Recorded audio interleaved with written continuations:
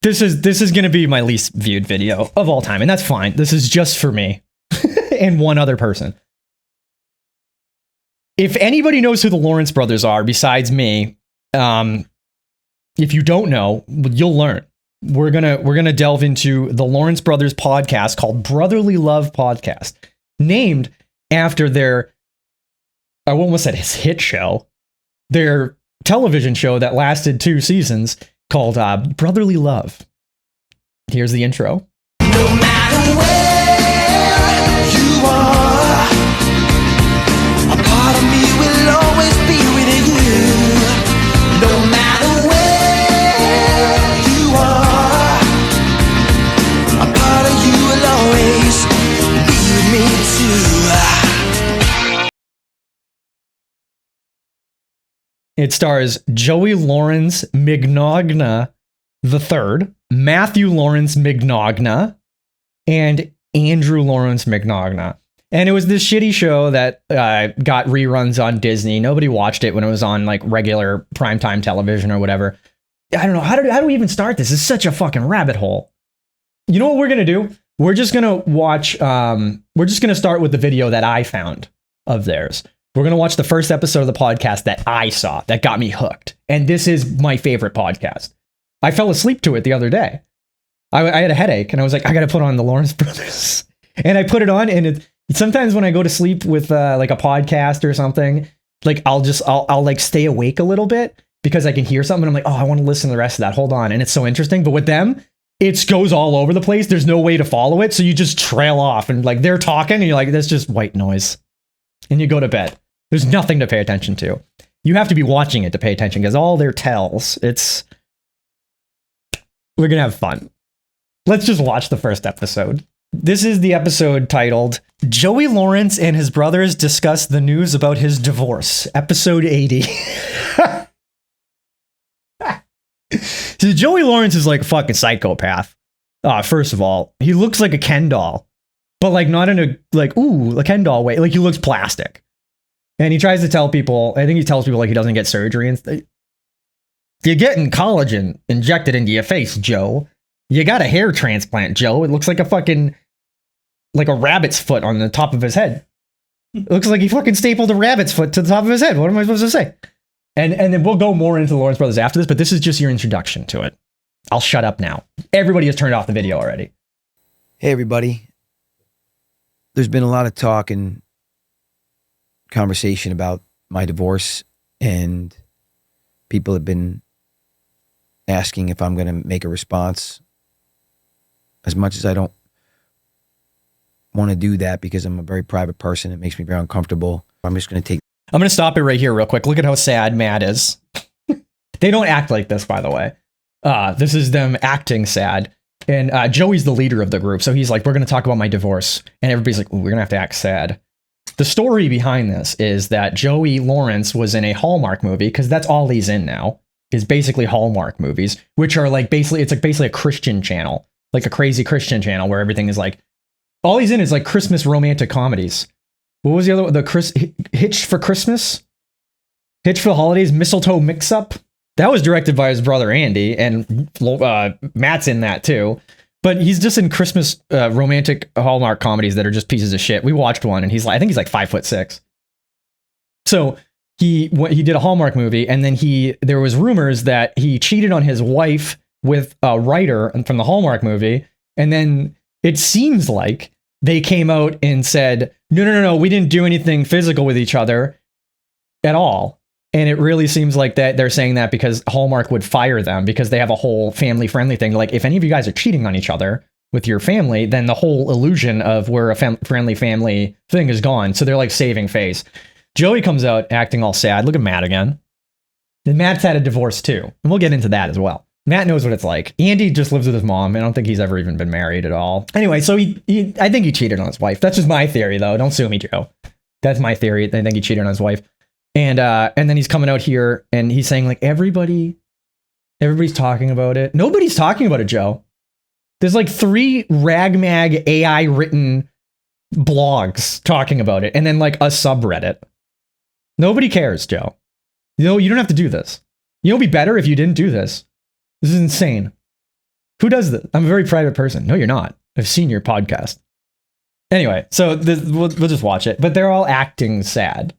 There's Joey's like, and we'll see it evolve from here. I'll go into the intricacies of how they act with each other. But Joe is the narcissist big brother that controls the whole thing. So they have to be sad. They have to be like, and you can see Andy just bummed out that it's just gonna be a bummer episode. Andy wants to talk about playing guitar and pretending like he's Dave Matthews. Sorry, Andy. We gotta talk about Joey's divorce. The opportunity to respond real quick, you know, with kind of what's in my heart about this whole thing, in my mind, for what it's worth. And you know, as a doing what I do, you know, doing, you know, being in this industry in which we all are, I understand that there's a lot of public interest, you know, that comes along with, you know, being in the spotlight from time to time. And you know, but I just want to emphasize that, you know, I'm definitely still a human being, and I'm going through a very, you know, deeply personal experience of loss and grief. You cheated on your wife. What do you mean loss and grief? You did that. What do you mean? Oh.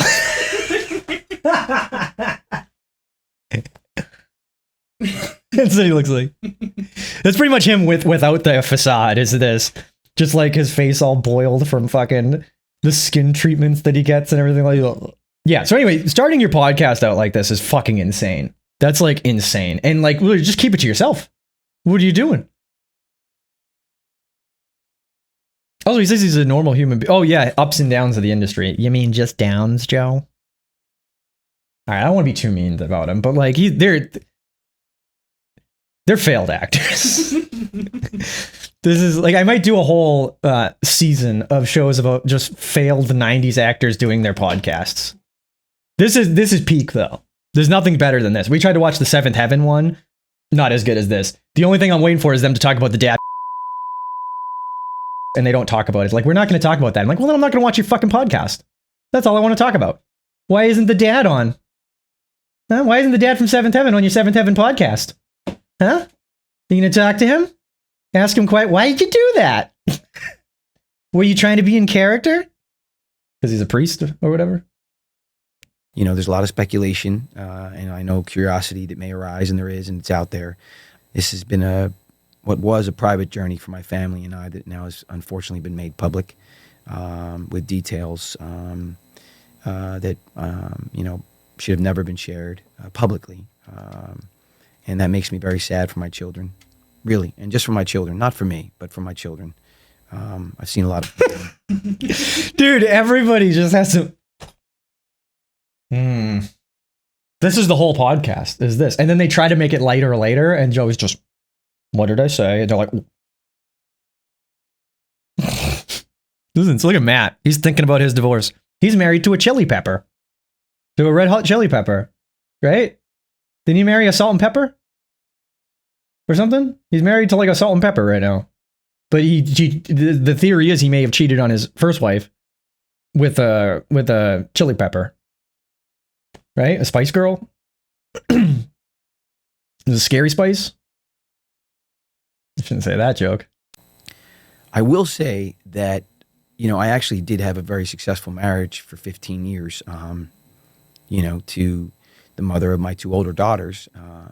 We grew apart in certain ways, and we knew ultimately that growing old together was not going to probably be in each other's best interest. But we had a very good marriage, and to this day we're very good friends, and we always put our children first, and that's a testament. And I'm proud of that. You know. Oh yeah, just to tell you, they got back together. His back was against the door, and he's like, "No, babe, we just got to. I didn't do it. Look at what I said to the press. I didn't do it. We got to stay for our daughters." Okay, Joe, you bring in the Hallmark money. And I've been doing this 43 years. And despite the fact that, you know, I've been in the public eye for a long time, I'm actually a pretty private person.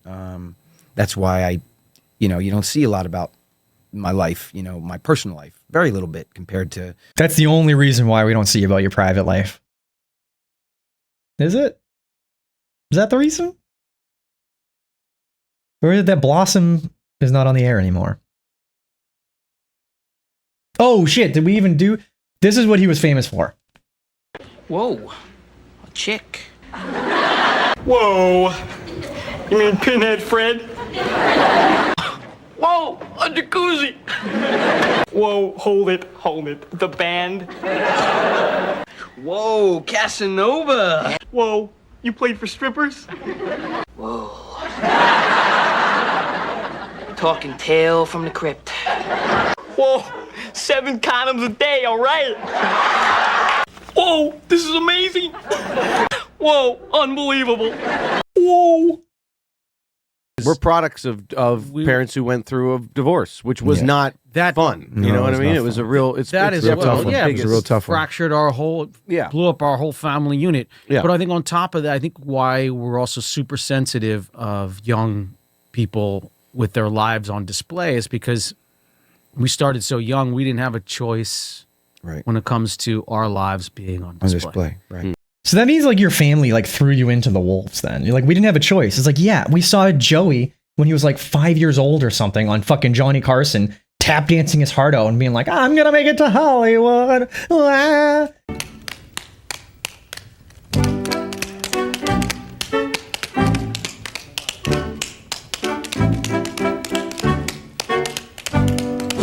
Give my blood to old Broadway and tell 'em I'll be there. Yeah, I'll be there. Yeah, I'll be there real long. Sure. Sure. How you doing? And it's like your parents threw you in there like a little clown boy with tap dancing shoes and lessons. This is sad. I feel bad for them a little bit, but they are goofy as fuck. But like this is a sad story. And you know what? Because I was like, I don't want to make this video and be super mean to them.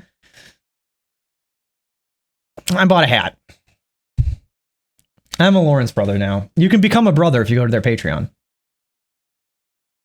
Good. And I think that's the one thing It means a lot, honestly. Like, Well, it's just you it's know. the one thing as an adult that you have some regrets about Yeah. because you didn't get to, people are looking to you as if it was your career. Those were the choices that you wanted to make, But you and they didn't- weren't. No. Not as a child, No. not until I was 15, 16, Right. maybe even 17 years Right. old. Did that you I even actually, really think about you had actually had a say? Yeah, I and got to kind of- actually try Right. to guide a career Right. and finances at that point. Right. And That's not the way it is. So I don't have any children, but if I did, I'd be super protective over. so you can how they would understand want you can understand how I'm Yeah. feeling right now, just because I can totally because imagine. Dylan is all over the place, and I'll just say it. It's ridiculous. It breaks my heart. Joey, you'll see this. Joey tries to take over all of the conversations. He has to be, and they'll argue.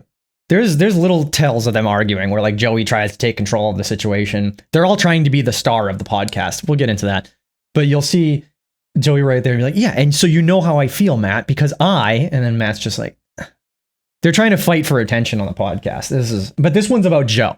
This is about Joe's divorce. It's not about Matt's divorce. We don't care about your divorce, Matt.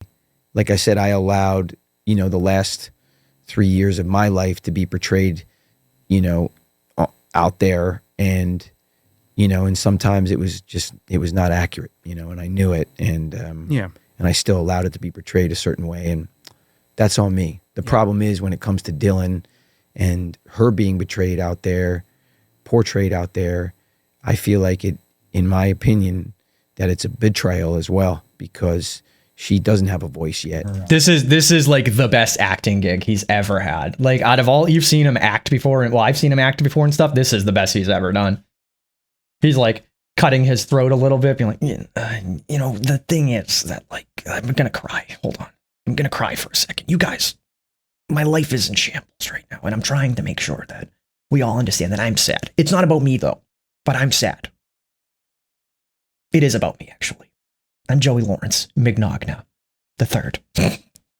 Yeah. That's the stuff. Like I said, I was You were able to insulate. Charlie all the and things- Libby. Yeah. out of I was. everything that I went through, because man, I'll tell you, I can't reiterate this enough. Whether it's the right decision, whether you want to and you have to, divorce is Ooh, what is that about? He knows Matt's going to try to make light of the situation, and Joey is not ready for that because this is the sad Lawrence Brothers episode.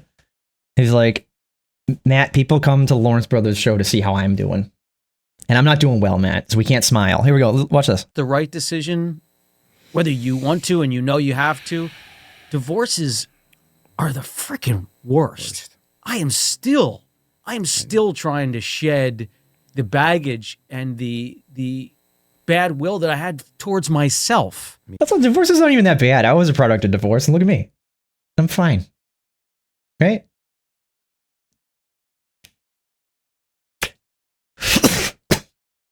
Out of this, Look at him. Don't you dare. and you know what's funny? The only thing Don't smile, Matt. that is still really hammering me is the dog. You know? You can imagine. I can't. That's what I'm saying. I can't imagine if it was real. Yeah, he's like the dog. Yeah, the dog. And also, Matt's smiling. Like it's funny because, and Joey's just looking at him like, none of this is funny, and none of this is supposed to be funny. I'm trying to win back Hallmark so I can get paid. Hallmark is gonna fire me, Matt. I need to apologize without apologizing because I didn't do anything wrong. He doesn't know what he's doing right now. He's just like, we got to discuss it. And then he comes out and just says a bunch of retarded bullshit. He doesn't even talk about the fact that he may have, possibly, the rumors are that he cheated on his wife with a fucking writer from the Hallmark Channel. He doesn't bring that up at all. Well, that's what you're supposed to do. You're like, this is the episode about my divorce. Is it? Why are you getting a divorce, possibly? What did you do? What did she do? What did you guys do? Nothing, actually. There's rumors. Just say it. You may have cheated on your fucking... Did you do it? This is insane. Look at Joe. Like I said, I gotta say this. He's flexing. You see it? Look at his arms. Even when he's fucking apologizing. I'm sad. So that's this. And then 727, right? Found 27. I think they try to make another joke and Joe fucking shuts it down real quick. Nobody can smile on this episode of the podcast. This is a sad episode. On a special episode of the Lawrence Brothers podcast, Joey's sad. There are always multiple Look at sides. him. He's like, you to better a not say story. anything. And it's wild to think that Don't smile. As we just haven't evolved enough as people to catch on to that and understand that and that we're not at a place where we just want some peace and strive for love and you know, but I guess we're just not there yet. Hopefully we will be. Well, I think it comes down to this. I know, I mean, I've even experienced this sometimes, you know. There's nothing worse than people with nothing to say trying to sound like they're profound. Really. Pay attention to this episode and you'll see, like, you met people like this where they just say things and it sounds like you're like, you think that's profane? That's retarded, what you're saying. Or it's just like a child thinks that. Yes. It's really sad when people like lose a family member. Yeah. It's like they were here once and then they're all of a sudden gone. Yeah. Yep. That's the Lawrence Brothers podcast. That's the brand. It's just a bunch of that. Anyway, I'm gonna go insane by the end of this. Is anybody still watching? Hopefully. I'm putting this out there on the internet. It's gonna go out there. What am I doing? If you're not having the best day, or you know, you're not in the best place in your life, and you read somebody who you read about somebody who's maybe a celebrity or someone you think has this type of lifestyle, and they're going through it. You know, it tends to make you feel a little better about yourself if you feel like they're going through something harder, and then you jump on that bandwagon. They should get rid of this dream catcher. They have this dream catcher here. It's catching all their dreams and throwing them in the trash. You should have a dream creator. Was your dream to do the podcast? It was to do movies, and now you're doing Hallmark. Well, you should get rid of the dream catcher because it's probably stealing all your dreams away from you. It's the fucking... Get rid of that, guys. This is so fucking mean, dude. I was trying to not be mean about this, but I can't. And also, fuck Matt Lawrence. We used to watch this podcast. Should I go into it now? We used to watch this podcast and be like, yeah, Matt is, you know what I mean? He's probably the most stable one. No, Matt's a psychopath. He's like following Jordan Peterson and crypto scam shit. His fucking Chili Pepper wife is a goddamn crazy nutcase Christian. They have Stephen Baldwin on. Fuck these guys. Now I'm all on Andy. I think Andy's cool because I think he smokes pot and does acid. Andy's fucking out there, dude. Like, we'll go into Andy after this. This is about Joe right here. The beginning's about Joe. Middle's about Matt. The end is about Andy. But it's about all of them at once because it's the Brotherly Love podcast, right? Yeah, Andy's high as fuck. Look at him. Look at him. He can't even look straight. His eyes are all blurred. Point for the hat. Yeah, and also, what the is this goon? Fucking devil mustache thing. That's what I can grow. That's all I can grow. And guess what? I shave it because it looks crazy. I look like a fucking crazy person. And he just goes with it because he's stoned all the time. He's trying to look like Johnny Depp. Oh, so Andy's an evil guy too, right? Trying to do pills and fall asleep with ice cream on his lap. Did you see that picture? That was the funniest thing. That Amber Heard Johnny Depp thing. She pooped on his pillow and he calls it a grumpy. He lays grumpies. I thought that some human being had actually dropped a grumpy, pardon the term, onto the bed. So you guys are both psychopath idiots. How about that? Anybody like defending Amber Heard or Johnny Depp? You guys are all idiot assholes. They're the worst. Both of them. They should both be canceled. Fuck them. Fuck them both. Everybody's like, oh, Amber Heard. Oh, Johnny Depp. Are you kidding me? What did you I watched all 8 hours of that fucking thing and I was like, they're the worst. She does something fucking horrible. He does something horrible. This is a horrible thing. She lays grumpies. If you took a shit on my pillow, I wouldn't call it a grumpy. I would call the cops. And I'd be like, she took a shit on my... That's like... Isn't that like chemical warfare or something? Can I sue for that? She's trying to give me pink eye. It was a grumpy. Andy's trying to be like that? Is Andy trying to get a girl that will lay grumpies on his pillow? Yeah. That's a part of all this. And I'm even guilty of that as well. Like I'll read about some stuff and I'll be like, yeah, see, you know, I don't have it so bad, you know, and everybody loves to jump on, you know, somebody. And that's just a part of human nature. And there's nothing. He is so pissed that Matt smiled and tried to make light of the situation. He's like, I will fucking kill you. I will rip my fake skin off and kill you as a skeleton man. Are we done with this? This is the divorce episode. Let's get to the real meat of the situation. What do you want to do now? So this is the first episode. So we'll see they rented a podcast studio called Podco, I think. And then there was some rumor that like Joey stopped following the lady that runs Podco. I know all this stupid shit. I don't know why. And then they ended up getting their own podcast in their mom's house in like the basement. Which if you have a basement in fucking SoCal, you're like rich. So like they have tons of money still. I think they're fine. They don't need to do Hallmark movies anymore. So this is the first episode. The audio, from what I remember, is fucking terrible. So this is not my fault. My audio is good. No. Why are you looking that way? I thought that's the camera. It's at 1080. It still looks like crap. You're looking to the camera. Yeah. Gotcha. I'm just waking up. I don't know. I've been trained to look at the camera since I was like 4 years old. Get out there. Look at the camera. Wait, so it looks like shit. There's like artifacts and it sounds like shit. Why are they paying? You guys pay me. I'll fucking set up all your shit, dude. It's not hard. I'm a fucking retard and I know how to do it. And these guys hired somebody to make it sound like shit. It looks like it's fucking filmed on a potato. That's because Don't look at That's the actually camera. true. the funny yeah. thing is, I started in commercials though, so commercials were always like, look in the camera, look right in the camera, and sell whatever product you're selling. Tylenol, Coca-Cola, you know what I mean? Zest soap, all the good stuff, Tonka trucks. I did them all, baby. all the real Anyway. healthy. So this is our first one. This sounds like The shit. Brotherly Love podcast. It's pretty cool. I like the sound of that. Yeah. Yeah. I feel like I've got a lot to talk about, a lot to say. It's all like clipping and stuff. Like, what are you doing? Who's running this? They don't listen to it too. They can't. And also, there's a podcast, and we'll just keep going. But like, this sounds like poop, dude. You paid somebody for this? It's the first episode. They're like, it's growing pains. Joey's like, it's growing pains. We'll figure it out. No, you tell them if I'm paying you money, I want a finished product. I bet you they just showed up and thought everything was all set up. Nobody tested the mics or anything like that. Test the fucking mics, guys. You don't just show up and do audio. Can I be a Lawrence brother and just tell them how to do things? Don't talk over each other, number one. Don't make Joey the fucking center of attention, number two. Andy, do more drugs, because it's funny when you look like you're on drugs. Matt, delete your Instagram, because we know who you're following, and you're like a crazy conspiracy theorist. I can tell them how to... I'll be the brother. You guys, seriously, I just talked to Joe like that. He'd be like, this guy knows what he's doing.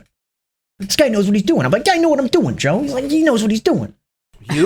Pull up a You've always couch. been the quietest one. Pull up a couch. Pull up a couch. Joe, you gotta stop chewing your gum. It's not gum, it's killing. Reathers. It's killing everybody. It's a What is it? Grethers Pastille, these little things. oh, When you're going to be talking a could lot. you- it's a loss. No, we Well- don't need more lozengers. Yeah. We just need one person. You don't have many left, so it's okay. Yeah, it's but- okay. No, No, It's no, okay. more than that. You can It have just Looks like he's sounds- only got enough You for can the have one. day. You can have one. sounds Do you have terrible. caffeine in them? He doesn't know what it sounds like. He doesn't have headphones on. What do you mean it sounds terrible? You guys all sound terrible. Joe chewing gum is not nobody's gonna hear it because everything's clipping. You guys don't know any mic dynamics. He's like, because I'm a recorder. Andy's a recorder, right? He records music. So he's like, it's gonna sound terrible. Andy, it all sounds terrible anyway. Sounds like amateur hour. And look at, they have a Podco fucking watermark right there. You kidding me? But no, we're doing our own podcast. I'm not gonna fucking promote somebody else's podcast. If it sounds like this, is this the advertisement for Podco? Come to Podco where you sound like sound like shit. Sounds terrible. It doesn't sound that terrible. Guys, I need caffeine. The everybody's saying don't. Now Matt's chewing gum. Nobody's saying it. Nobody's saying it. I wasn't paying attention to out there. No, but nobody's saying If you it. could see third base is going, no. Well, these things are like You just keep them under your chewy. tongue. No, what it does is they actually are a pastille. They're for singers. rips out my filling. You don't chew No! them. There's a tooth attached to it. It's not a jujube, bro. It's just a Granners. You keep it under your What you tongue. do is up in the corner. What are you talking about, dude? He's like arguing. He's like, it's a pastel. It's for lozenge. It's like a lozenge for your throat for singers. You don't eat it during the fucking performance. Are you singing with the fucking lozenge in your mouth? I have this. I eat one of these before I fucking do this. I'm not eating it during it. Imagine if this is gonna ruin my coffee. I'm gonna do the whole podcast like this, or whatever this show is. So you guys, the thing that's crazy about I'm not doing that. You kidding me? That's worse. These are so strong, dude. I can't. They're good for what they do, but no, Andy is fine. Andy, it's gonna be fine. It's all good. Imagine that. Listen to that in your car. You're like, I'm trying to drive to work in the morning. Ugh. I'm not gonna listen to the Lawrence Brothers podcast anymore. How many views does the first one have? People checked it out. It's like 50-year-old women checking it out, and then 240K views. That number will go right to the ground because they don't figure out any of this shit. They still talk over each other. Anyway, so they're arguing about. This is the first episode. They're already arguing about chewing lozenges. I gotta get this out of my fucking mouth. All right, so let's see what happens here. Joey's arguing because he refuses to not eat lozenges on his fucking podcast. That's really rude. The effort of I didn't give any plagiarizing dignity. something. You guys didn't even put in any effort. I didn't give any dignity to that horrible text. Disgusting. Why are you making that expression? I gave you one of my valuable. Do you realize brothers. that you're like 2 inches away from a It's microphone? all stuck in my So fillings and stuff. Stop chewing it. Stop chewing it. You're supposed to suck on it. Just suck it. Just suck it. I don't think these are very good. Suck it. this is getting really strange. I knew it. As soon as I set him up. Weird. With Andy, you say like suck it 3 times. He's like, this is getting weird. So immature, dude. You know, hey, throw the What were we doing the other day? I was like, I got the ball in my car. I'll just get it out and throw it to you. He's like, you're gonna throw me your balls? I'm like, what? That's not, I mean, come on. You're 35. They didn't go into the podcast with like a plan, especially your first episode. You're like, we need to have like bullet points of like something in there.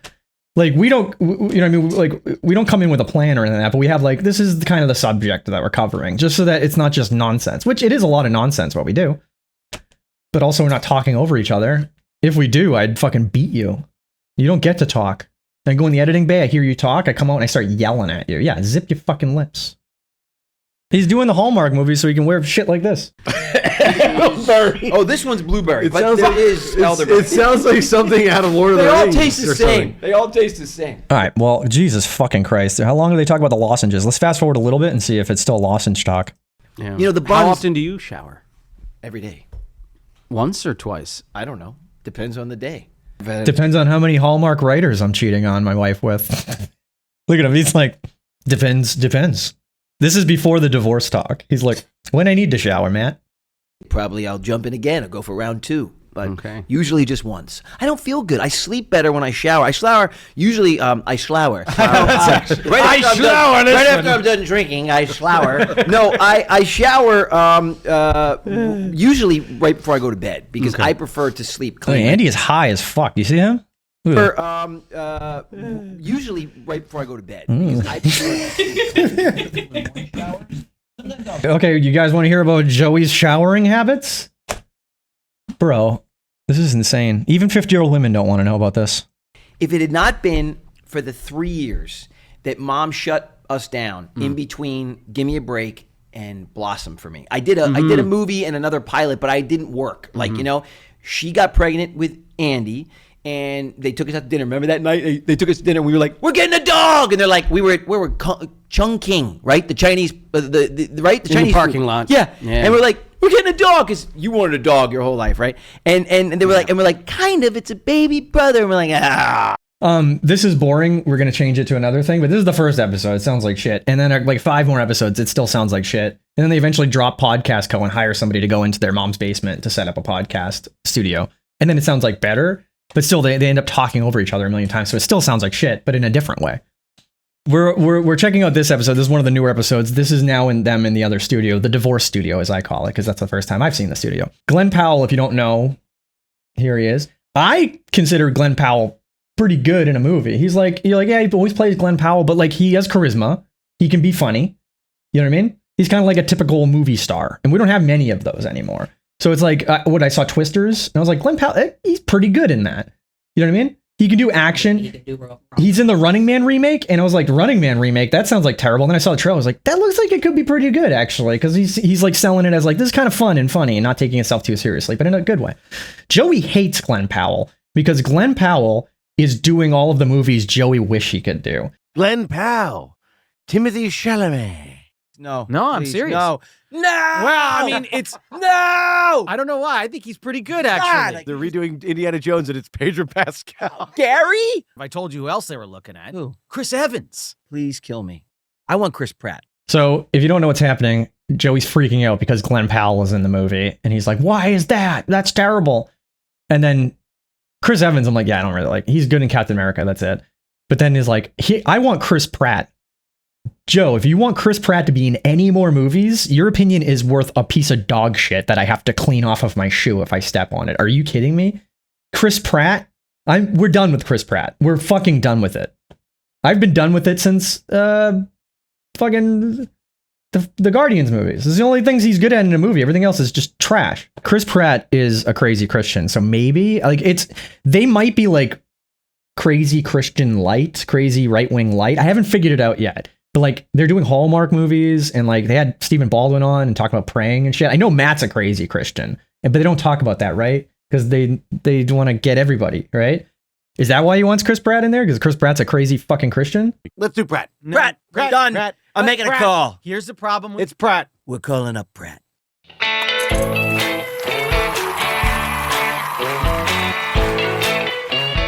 Everybody, welcome to the pod, the Brotherly Brotherly Love Love Pod. Happy baby. Friday, everybody. and welcome back. Already talking over each other right in the beginning. We'll see this. This is the whole, like, my biggest criticism of the podcast is them talking over each other.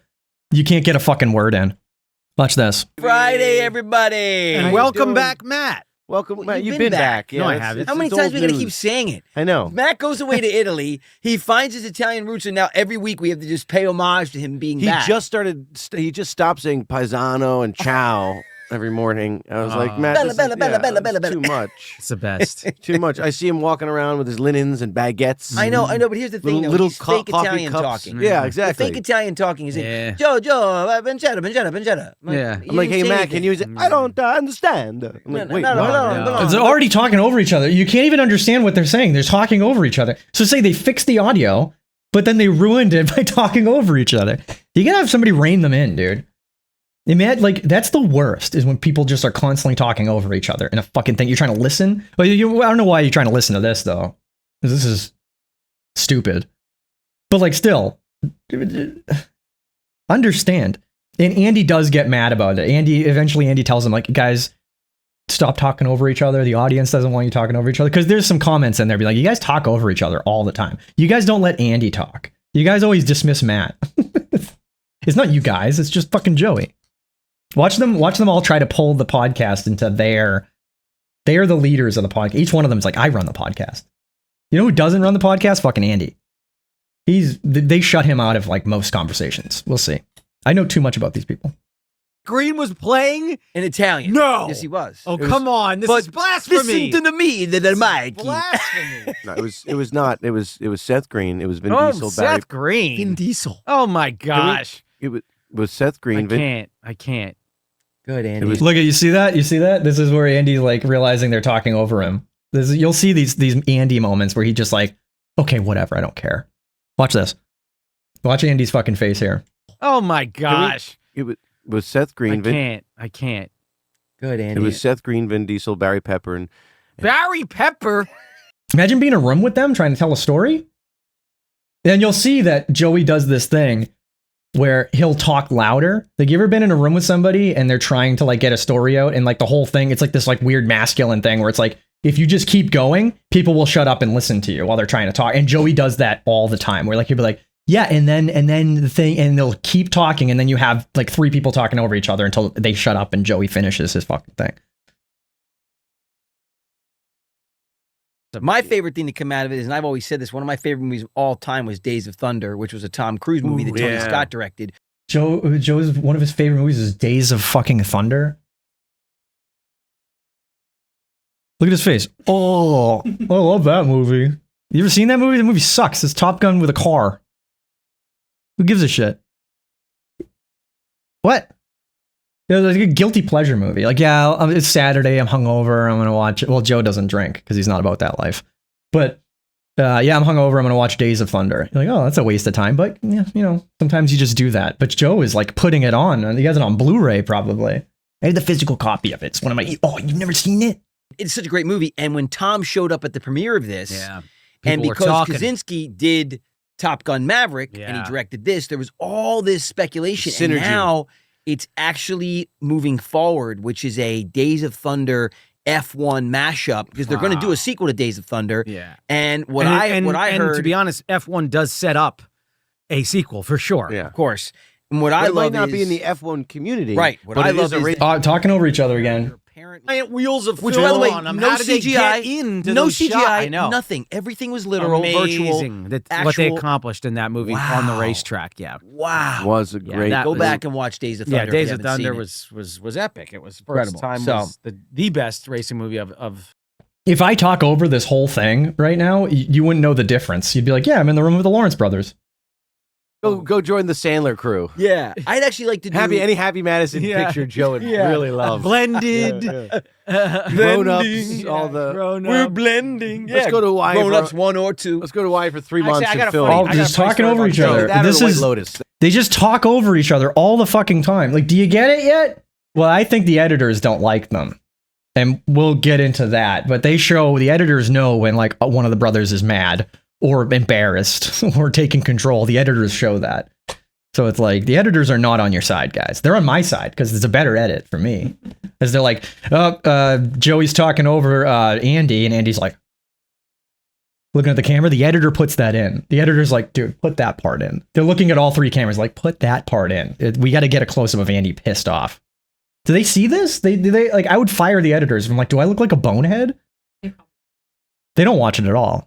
That's what Joe. The wrong Missy. Oh yeah, the White Lotus. Joe would love to. Yeah. Well, it's all inclusive in one resort. Yes. Right? Exactly, Great. So anyway, Location is vacation, baby. I got a funny story about Joe. We were watching a different film over the past couple of weeks. We were watching Jurassic Park. Yeah, The yeah. new one. Jurassic World. Oh, Jurassic World. Rebirth. Rebirth. Maybe we just call it Afterbirth. I don't know. Yeah, it was but, not good. Anyway, See what I mean with the editor? It's just like he's like, they always shit on Matt. Matt will say something and then they're like, this fucking guy's an idiot.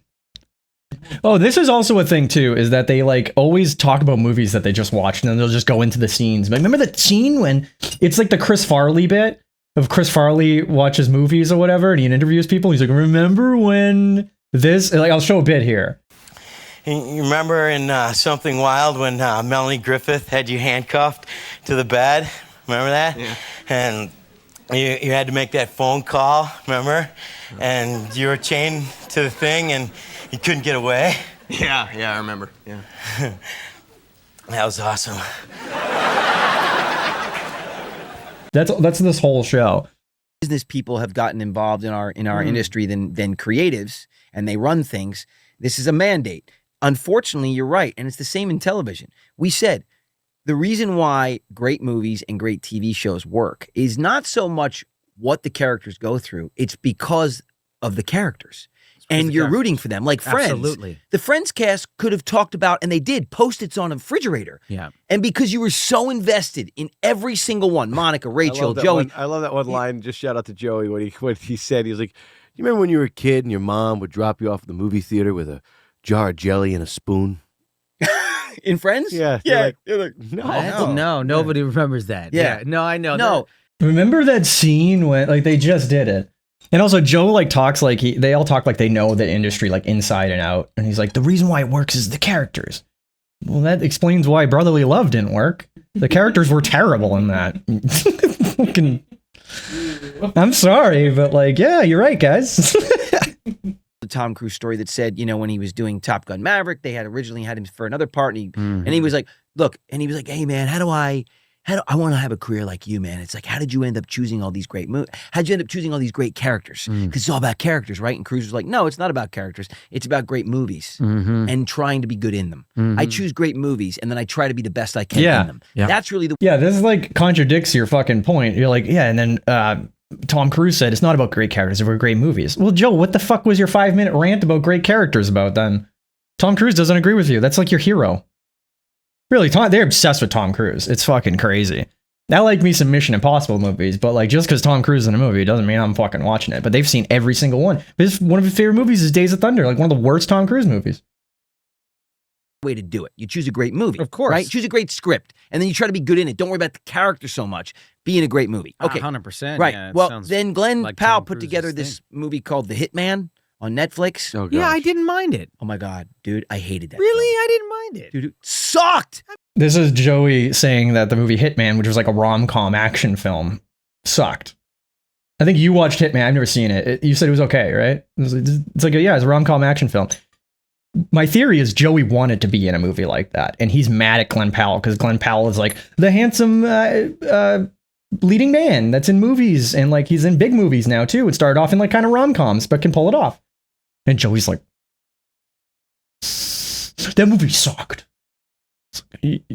Joe, have you ever been in a good movie? You can't say that if you've never been in a good movie. Money Plane? That's the movie that they pulled off. Andy Direct Money. There's a Red Letter Media video about Money Plane. Go watch that and you can see what they're up to now. Mistletoe Mix-Up? Hitched for the Holidays? These are the movies Joe's stuck with, and Glenn Powell gets to do Running Man in Top Gun Maverick. He's probably more mad that Glenn Powell got to act next to Tom Cruise. He's like, fuck that. You kidding me? I should have been there. Should you, Joe? He was the worst. I thought he did a pretty good job at Doing creating what? those different characters. Oh, I Gary? did. Yeah. Gary the dork, and then the Texas guy. Dude, they were the same guy, bro. No, I thought he did it pretty So decent. bad. Look, God, I hated that I'm film. rooting for Glenn Powell because in my I'm not. my thing, like That's fucking mean. I'm rooting for Glenn Powell. I'm not. Then nobody's rooting for you, Joe. You kidding me? You wish ill upon another actor? That's really fucked up. You know what it's like to be in the dumps as an actor, Joe. You shouldn't be wishing that upon other people. You're living that right now. And it's very sad. You shouldn't be wishing that upon other people, man. He's like he gets more unlikable as you get to know him. Like, but also, I'm just gonna say this is gonna be hard for me to edit because anytime I try to clip a fucking scene in it, or like a clip, it's gonna be them talking over each other. So no matter how well I try to edit this to be like, it has to be like seamless. It's gonna be fucking 3 guys talking over each other all the time. So I apologize, but like, I don't know what else I can do. They talk over each other all the time. Even when one of them says something, the other one has to agree loudly with a whole sentence. It's fucking insane. This is the best podcast ever, by the way. I'm shitting on it. I am a massive fan. I watch this all the time. How many, like, there's like a comfort food. I'll be like done with like, I'll be like, yeah, it's the weekend. You just want to watch 3 hours of the Lawrence Brothers, and we'll watch it. Friday. I eat dinner to the Lawrence Brothers. It's fucking great. Not watching it for the reasons they want me to, but you know, I am a brother. I am a brother. You can go on their Patreon, become a brother. I'm not going to do that. I'll buy a hat. And I'll buy their new comic book that they're doing. They're doing a comic book. It's a Kickstarter. I'm paying $35. You can pay $1,000 to be a producer on it. 10 people get to be a character in the fucking book. That's what they're selling. I'm paying the $35 though. Me and my buddy. I sent him the thing. I was like, this is the new Kickstarter. And he's like, man, that's so stupid. I'm definitely buying it though. We're both on the same page. We're like, we love it. Every time I show this to people, the Lawrence Brothers stuff, they're like this, what? Really? You know, you got to watch the Lawrence Brothers. Like, isn't that the guy from like Blossom and stuff? Like, yeah, but check it out. And then they're like this is fascinating. kind of throwback celebrity we got these days. I mean, yeah, dude, who else? Dude, that movie. Who else? I don't know what it is about. I mean, you know who else was Dave- on the list Dave- for Indiana Jones? Dave- You'd really get upset if I told you who else they were looking. Look at the editor knew. Watch this. He can't get a word in. Andy just gets shut out and he gets mad. Watch this. Was Dave- on the list Dave- for Indiana Jones? Dave- You'd really get upset if I Yeah, told whatever. you who else they were looking at. Chris Evans. Please kill me. I know. So I'm looking at between those two. I want Chris Glenn Pratt. Powell. I want Chris Pratt. I think he'd be better Indiana. Yeah, I Jones. agree. Actually, Chris Pratt would be Chris great. Pratt could be I good. think Dude, Chris Pratt versus Glenn Powell. I'll take Glenn Powell every single fucking day. I remember when he was like, oh, Chris Pratt's going to play Mario. I'm like, what are we doing anymore? Chris Pratt's like Jack Black. We're like, if Chris, or The Rock. We're like, okay, if Jack Black is in a movie, The Rock is in a movie, or Chris Pratt's in a movie, I'm probably not going to watch it. You just basically, there's a commercial starring Chris Pratt. Okay, well, I won't be watching that. They're so stupid. Like Chris Pratt, man. Really, dude? Is it because he's a crazy Christian? That's nuts. It's fucking crazy, dude. Like, you shouldn't be taking their opinions on movies at all. Chris Pratt over Glenn Powell. Imagine Chris Pratt in Twisters. That movie would suck dick. Chris Pratt would be Here's the best problem Indiana with Jones. Pratt. I think Pratt's good. Here's the problem Let's with Pratt. let's do Pratt. No, Pratt, done. Pratt. I'm making a Pratt. call. Here's the problem with It's Pratt. We're calling up Pratt. here's the problem with Chris Pratt. There's no problem. He's No problem. he's older. What? He's older than Glenn Powell. Dude, Harrison Dude, Ford but was 45 years old when he played Indiana Jones. But he's older, and he's had major franchises before, like 3 at this point. Glenn Powell. Like is- Glenn He's playing Indiana Jones as an older man because he is Indiana Jones. You want Chris Pratt as Indiana Jones, you fucking morons? What the hell? franchise. He's kind of the up and coming Telling. guy. I think Glenn Powell actually is the right choice to do a Indiana it's a huge Jones mistake. reboot. I think he's a lightweight, and I don't Lightweight? I don't take him seriously I at all. would- why I not? think he likes his smile too much. When I see him acting, he just smiles and he loves it. Okay, he just said he likes his smile too much. Joe, you're literally sitting there like all the time flexing. You know what I mean? Like, you don't get to talk about how like egotistical somebody looks. Are you kidding me? Look at it. Look at him. You see that? Well, I can't believe this Glenn Powell. He's taken my whole career. You don't have a chance against Glenn Powell. You don't. Sorry, Joe. It's over. Whoa. It's done, Joe. Just go do your Hallmark movies and stop talking shit about other people, dude. Glass houses, bud. It's the smile. Why- He loves this one, the thing he does, and Well, you know this what they thing, and I call don't him? like it. I don't the know. $1 Million Smile. Really? Maybe Yeah, it's like that's what they do. They call him That's that. what they call no, him they that? don't. Yeah. And it's just like Brad Pitt with his laugh. Hey, guy. Yeah. Oh, boy. That was the only flaw in the whole movie. I'm not gonna say. We're not gonna say anymore. No, but that's Yeah. Brad Pitt's laugh. I know what you're It saying. was How the you doing? only flaw in the saying. movie. I don't Let's understand it. go out. It was so weird. It's so weird because it worked. Okay, so here's a little nugget. Fucking Andy Lawrence doing the Brad Pitt laugh, and then like they're not biting. He's like, ha ha ha, ha, and everybody's like, okay, anyway. And he's like, ha, ha, ha. He's like, does it 3 times, and it just falls flat. We're gonna watch that again. That's great. They don't let bits go. Watch this. Look, is there anything worse than somebody doing a bit and then it's just nobody reacting to it, and then doing it 2 more times? No, they don't. Yeah. And it's just like Brad Pitt with his laugh. Hey, guy. Yeah. Oh, boy. That was the only flaw in the whole movie. I'm not gonna say. They're not getting it yet. Hold on, do it No, again, that's Andy. Brad Pitt's laugh. I know what you're It saying. was How the you doing? only flaw in the saying. movie. I don't understand Let's go it. out. It was so weird. I get full circle back to Brad Pitt. Yeah, he is a That's cool fine. guy. Can't stay away from I'm Brad glad we're Pitt. off of Glenn Powell because dude, those teacher scenes when he's talking to the class, What are you talking? every line Oh, reading Joe. is exactly the Dude, same. give him Everyone. a chance. But this is what I would say. I did give him a I root chance. for Powell, man. This is what I would I say. root for that guy. This is what I would say. Why not do something different? Like maybe don't do Indiana Jones. Maybe do something else. Yeah. You know? I don't know. I don't know. Anyway, Joe's just thinking about all the roles he's lost to Glenn Powell, apparently. But it's also like, if you're in the industry, you know what I mean? Like, the industry's kind of dying of how it used to be. Wouldn't you want new movie stars to be there? You know what I mean? It's like, yeah, maybe you don't like Glenn Powell, but wouldn't you want him to succeed so that like people go see the movies? They're like, oh, it's a Glenn Powell movie. A lot of people are going to go see it because of him. Don't you want that? Wouldn't you want more movie stars? Or are you just jealous? Anyway, so that's that. I love Andy just totally bombing that fucking Brad Pitt laugh. And you could tell he like practiced that. That's like a bit that he does. You know what I mean? Like that was the first time he did that laugh. He's done that laugh. And maybe it killed in his group of fucking friends or whatever. We'll go into Andy too at some point.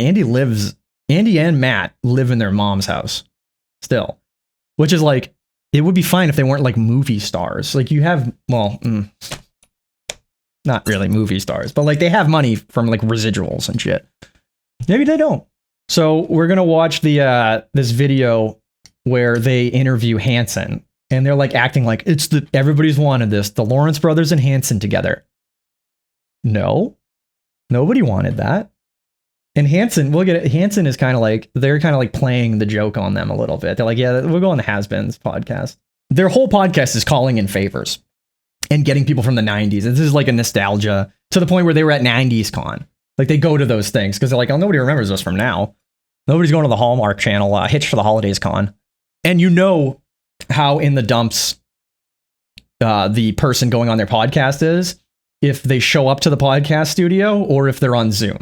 Hanson, for whatever fault, they're 3 kids that played their instruments.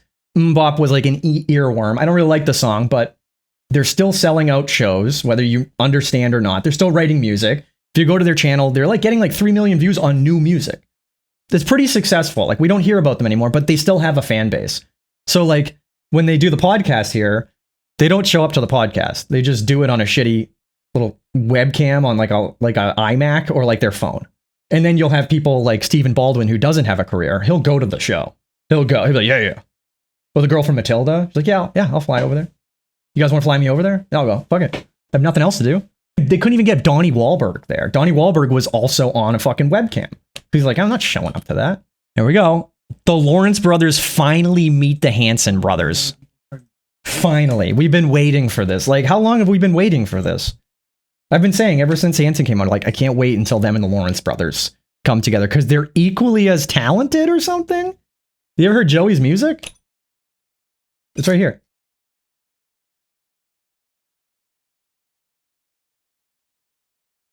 I'll only play a second of it because I'll get copyright strike. Why is my baby blue? I sing that randomly. Like, I'll like walk around and it's a joke in the house where I'm just like, we'll like watch TV and I'll put it on YouTube and I'm like this. I'm like, and I'll sneak that on, and then we start laughing. We start laughing because he's walking around and like,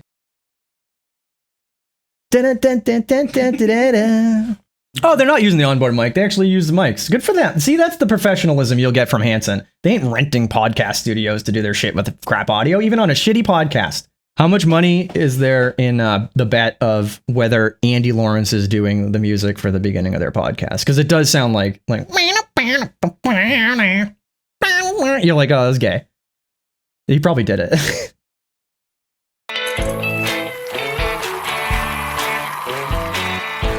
What's up, everybody? Welcome back, Happy. Wait, was there a fake crowd cheering? There is. Oh, guys, that's sad. Like everybody's cheering. How many people watched it? Actually, this one's getting some views. Yeah, 76K. You can't even get fucking 100K for Hanson. What's up, everybody? Welcome back. Happy Friday. This is the Brotherly Love Pod. We're so happy to have you here. Very special Brotherly Love We are Pod. excited today, man. We got some Also talking over each other right away. Listen to this. we got brothers on brothers. Brothers galore. Yes. If you like brothers, this is the place to be. 3 on 3. 3 on 3, baby. That's right. Andy, take it away. Well, we have. It is 3 on 3. It's them competing over the audio of the fucking show. They're right. 3 versus 3. Every man for himself. Who gets the loudness of the audio? 3 on 3. I'm very certain you guys would win. I don't know. I feel like that's a guarantee right there. No, I don't know. Are you guys athletic? We're not athletes. No, we're musicians, and that is sort of like the kryptonite for athleticism. Exactly. We can jump up and down while singing. That is one thing that we're pretty good at that. Do you see how nobody's talking over him? His brother, like even these guys know, like, well, one's talking, we let them finish, because that's how audio works. You don't want 3 guys talking over each other. They're looking at him like, okay, my turn to talk. But then the Lawrence brothers like, oh yeah, and it's like, you're like, this is fucking crazy. Doesn't work. You've never met a worse bowler. You've never felt more afraid when I'm pitching. Man, if I'm pitching a ball at you, you're like jiggling around. Ball's gonna. See how that one tried to talk for a second, and then he heard that the other one's still talking, so he stopped. Guys, that's called professionalism. Man, if I'm pitching a ball at you, you're like jiggling around.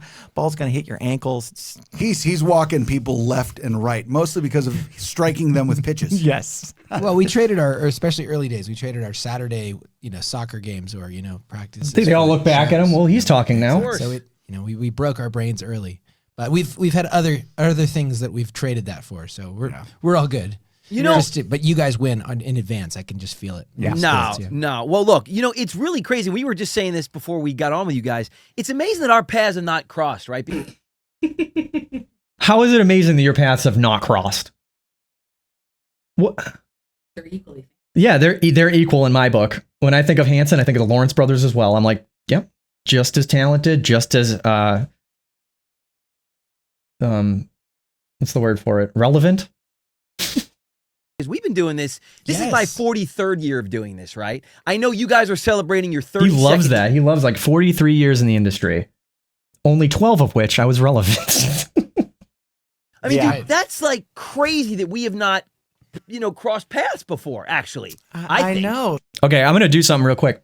We'll go into the hat afterwards, but like they're all wearing trucker hats. I bought that hat. That's a $40 to $45 hat. They're wearing trucker hats, right? You could tell that their trucker hats are way more high quality than that fucking $10 piece of shit hat. This Doom hat, this is like not a trucker hat. This is like very well done. $25. This split down the middle. There's not even one fucking material right there. And look at the one Joe's wearing. It's like totally just one thing. And it's uncomfortable. I was going to wear this in that video. It's uncomfortable. I put it on the skeleton, man. Not wearing it.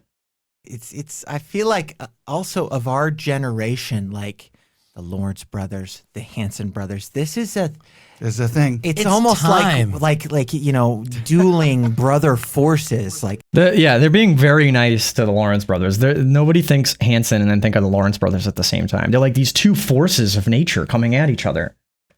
Like Joey Lawrence's hit song, our hit song. No. Nope. When I think of the Lawrence brothers, I think of like Blossom. That's it. They're being very nice. It's almost like condescending a little bit, right? Like they know that the Lawrence brothers are like nobodies, right? Maybe they're humble and they think they're nobodies too, right? But like they're still selling out shows. You know what I mean? People are going to, whether you like it or not, people are going to Hanson shows. No, I know. So true. People probably walk up to you and go, "Are you the old one or are you the young one? Are you the middle one?" That kind of thing. All the time we get asked, "Wait a minute, are you?" All the time they get asked which one's the oldest, because they look at Matt and they're like, "Are you the oldest?" Because they look at Joey and they're like, "Wait, no, he is the oldest." It takes you a couple seconds. You're like, "No, he is the oldest." You can see it. It's uncanny valley. His face is like they rip off his face and put a new face on it, and it's all shiny. He's like the shiniest man I've ever seen. What kind of skin treatments is he doing? You know what I mean? That dude is like fighting nature. Joey Lawrence is fighting nature every day. The synergy that happens when you've grown up together, when you have that genetic, relation, and then you're on either performing together, you're on camera together. It really does. It creates something bigger than just the individual in itself. And that's always been the case with us. Always been the case. Even when we're stuck together. These are on point because we have the same voice. Yeah, very similar. It's like the Bee Gees thing. Like they're on. Are they like they're comparing themselves to Hanson and the Bee Gees? Stop, guys! Like fucking pull back for a second and realize what you're doing. You guys are like in your mom's basement doing a podcast. And then complaining about how the industry is bad now. Like, no, the industry just doesn't want you. The industry has spoken, and they want you to do Hallmark movies. Sorry, guys.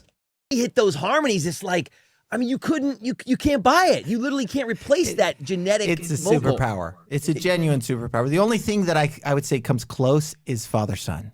Yes. Yeah, when you see the father-son. father-son and you're like, oh, whoa, that's weird. He sounds just like him. And Cousins gets close too, depending on the scenario. Obviously, You see how this one started talking, and then they stopped talking? Because he can... Lawrence brothers, if you guys are so much like them, learn how to fucking run a mic with 3 people.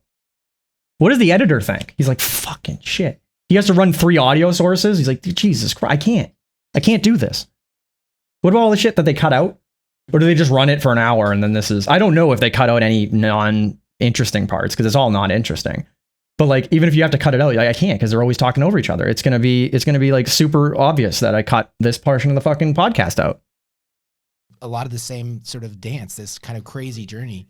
You know, well, back in the day on sitcoms and stuff, it's more isolated, right? Because he's gonna compare their process to Hanson's process. Your process of like pitching movies and be like, please, all three of us will be in it. All three of the Lawrence brothers. Like, what year is it? 2025? Nah. Go to Hallmark, where all the 50-year-old women are. Remember who you are. there's just, and it's more delayed. It's not the instant connection or the instant almost gratification of energy consumption that you guys get to feast on. You know, for us, it's a much more delayed process where it could take months, maybe even years before then you start realizing people, you know, come up and express gratitude and stuff like that, and then you realize, wow, that meant something, and that people like that, and So this is just a long way of saying that people don't really watch our stuff and we only get recognized once every year or 2 years.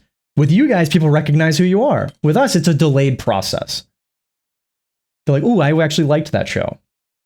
He gets noticed at like a Starbucks for the first time in like 5 years. Are you Andy Lawrence? Yeah. Also, you get instant gratifications from the comments telling you guys to stop talking over each other for this podcast. I should start commenting on the podcast and be like, guys, stop talking over each other. Did he really just say, like, that was secretly what he said. He was like trying to say it's a more delayed process. What do you mean, Andy? People don't notice you? They notice Hanson more? Yeah. Obviously.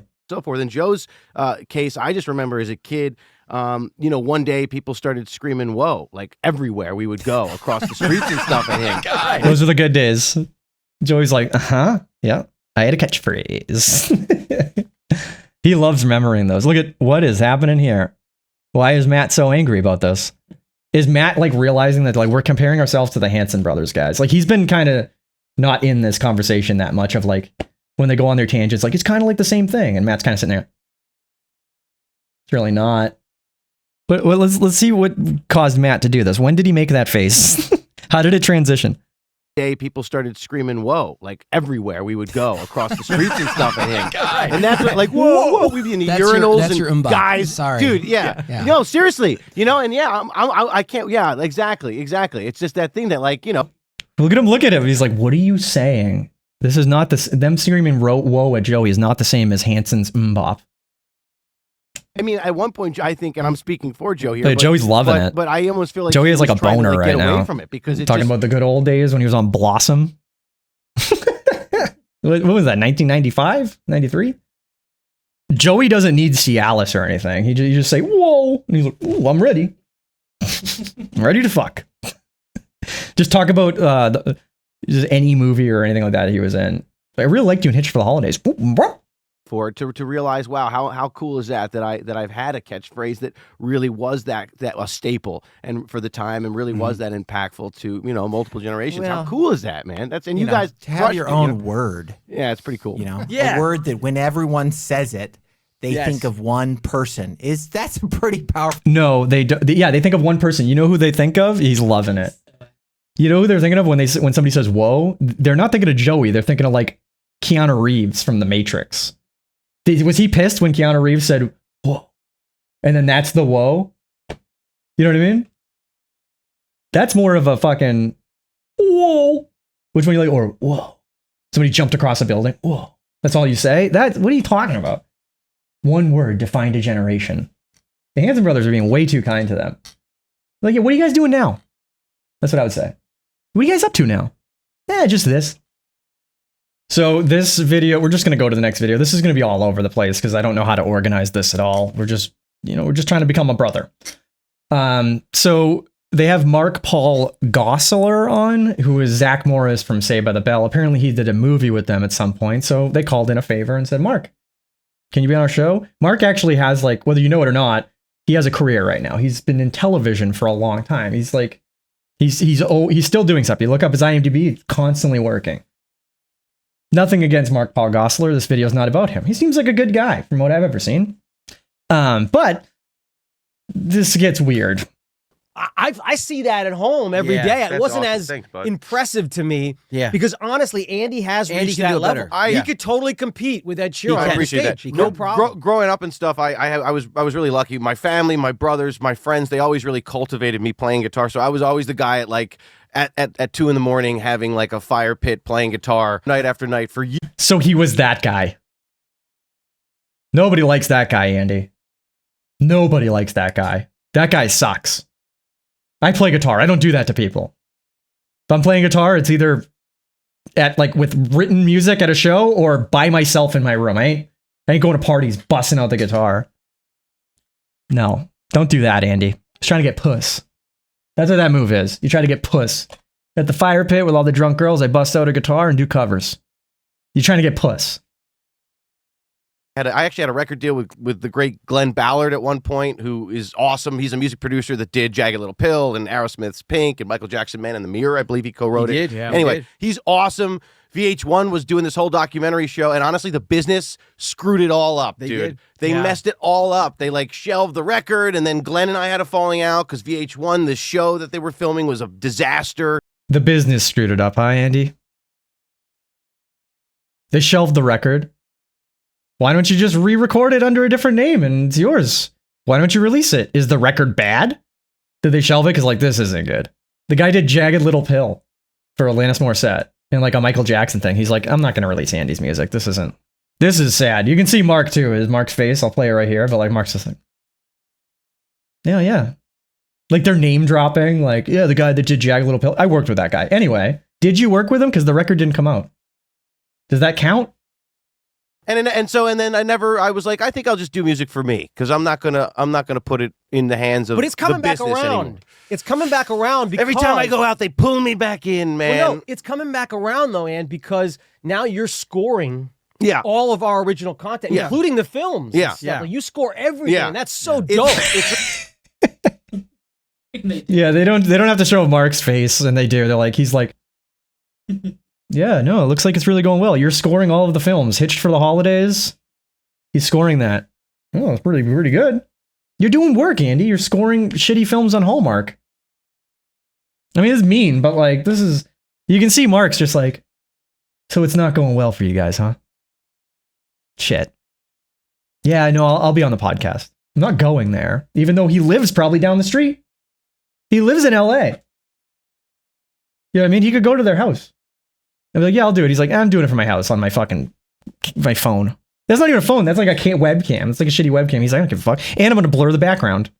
This is like a Zoom meeting. This is like a Zoom meeting at work where you're like, I'll blur my background. I don't want to anybody see my room. Next time you're back in LA, Mark, you got to come into studio and you two guys can jam. Yes. A little dueling guitars.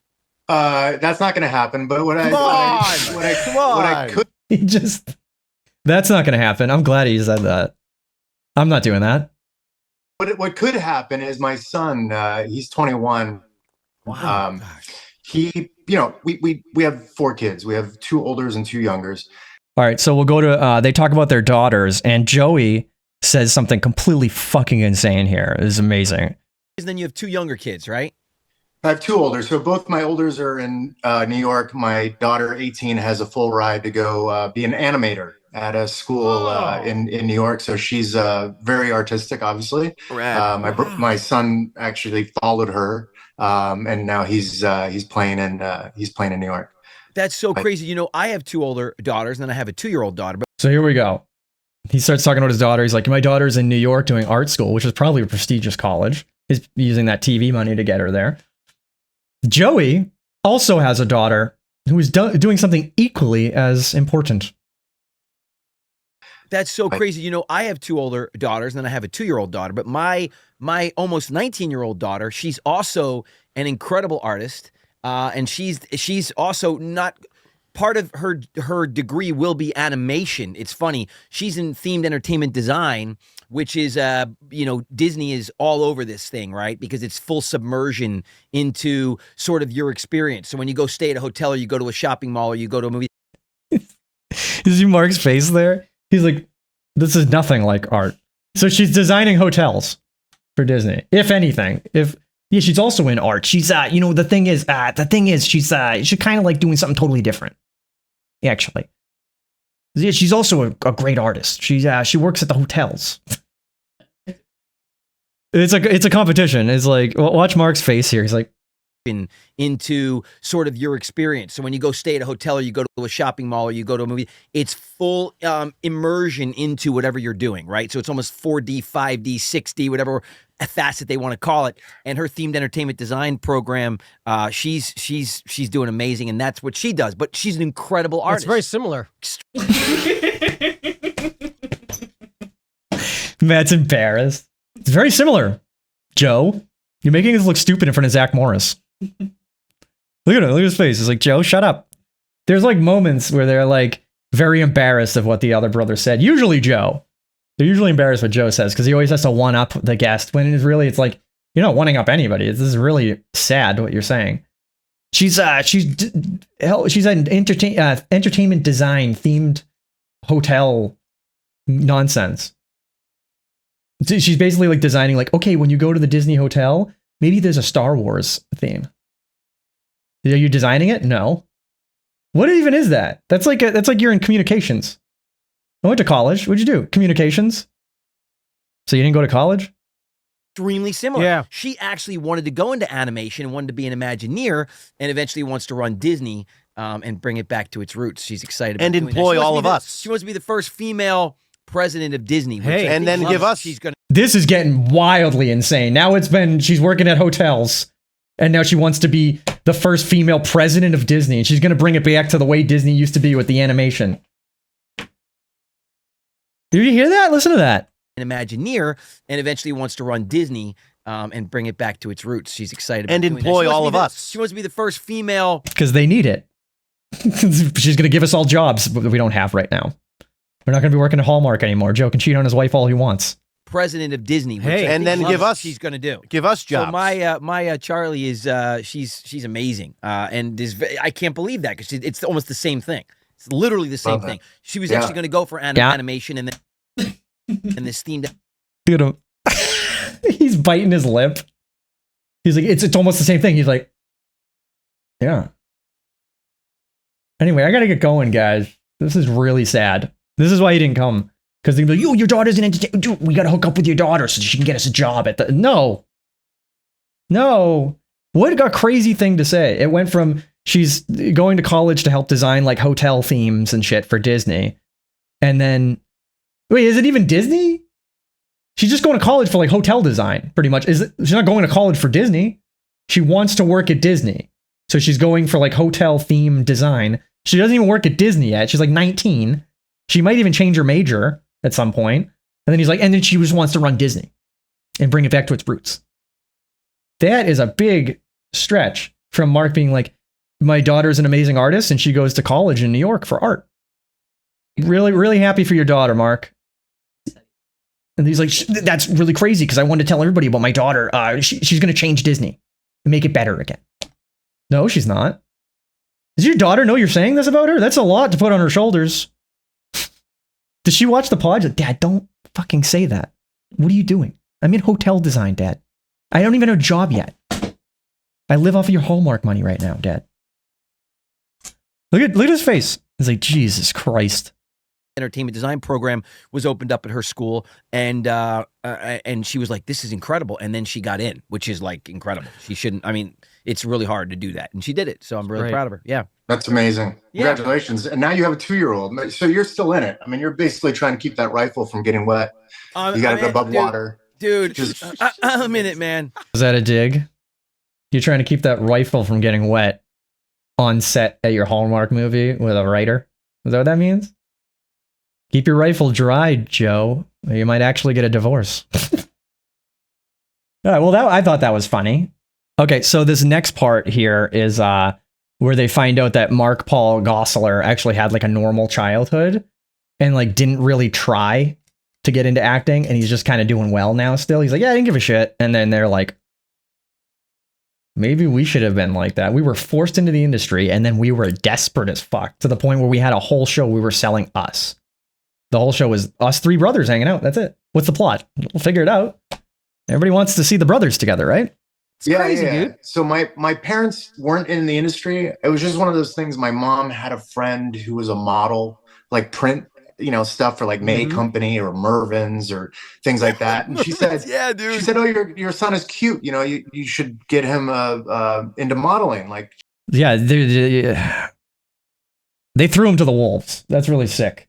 You're like, your kid is cute. He should be a model. Ugh. For underwear.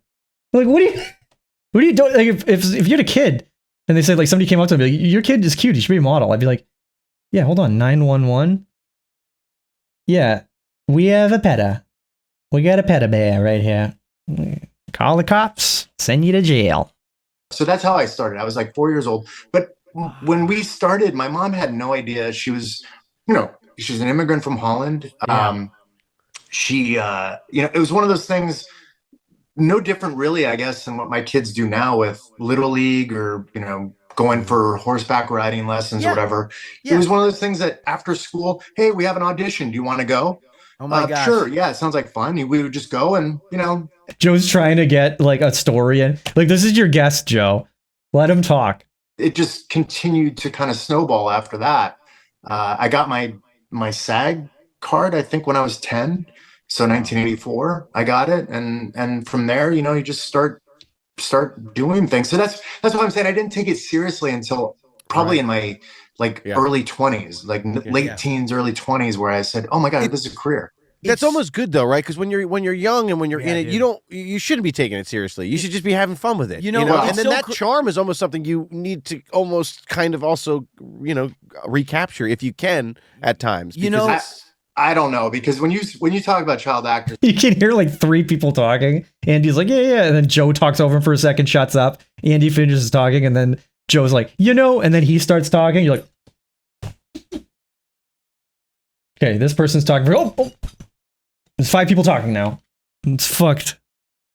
Imagine, like, honestly, I know I've said this before. But imagine listening to this in like your car. I want to put on the podcast. You're like, I have a headache. Even guys like Leonardo DiCaprio, we kind of, all of us kind of grew up, and Tobey Maguire. There were certain people in this business, and I kind of think you too as well, Joey, is that I looked at you guys and I'm like, those are professionals in my eyes at that young age. Like, I'm like, they know what they want to do. I always felt like I was just like an outsider because I was the kid that knew how to ride bikes. And Joey is rethinking his whole existence right now. He is going back to all the things that he thinks that he may have fucked up now. Where like Mark's like, you guys were like the professionals. You guys were like in it. You wanted your teeth sunk into everything Hollywood. And I just like didn't give a shit. I just like wanted to ride bikes, and then people were like throwing me offers. Well, yeah, this hit show, yeah, I'll be on that. Oh, that hit show, yeah, I'll be on that.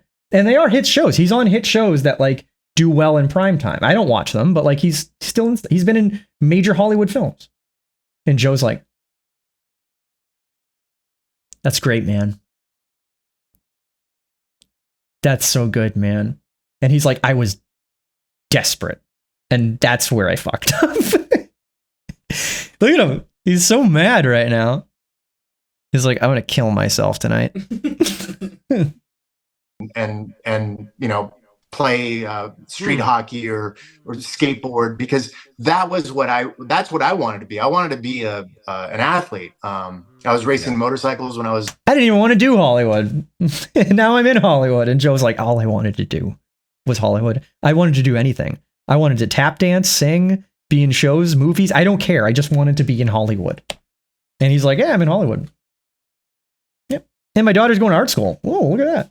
Oh, my son's really good at guitar. Cool. I'll go follow her to New York, see how it goes. You need money for support? I'm in shows. My daughter's in entertainment design. She's designing hotels, but she's going to run Disney at some. All right, Joe, don't do this to your kids.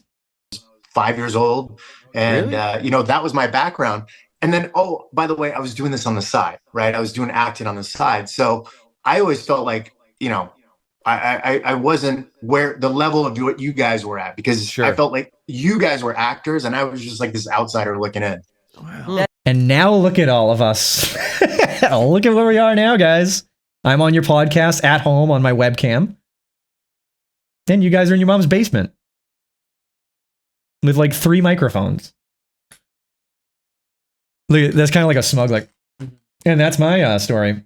That's so crazy. And it's so funny because I didn't even notice any of that whenever we were together or we ran into each other. We were on, remember the MTV Rock and Chalk basketball games and baseball games, those things we would do.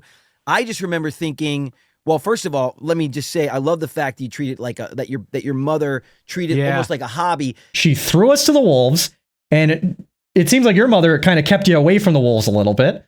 We were eaten by wolves, completely eaten by them. Here we go. What is he saying about his mom? Our parents did Similar. that. And even though I love... No, not similar. It's just like how he said, yeah, it's the same as your daughter being in the same college. And yeah, the same. There's another lie from Matt. Matt just lying. Similar. I'm so sad.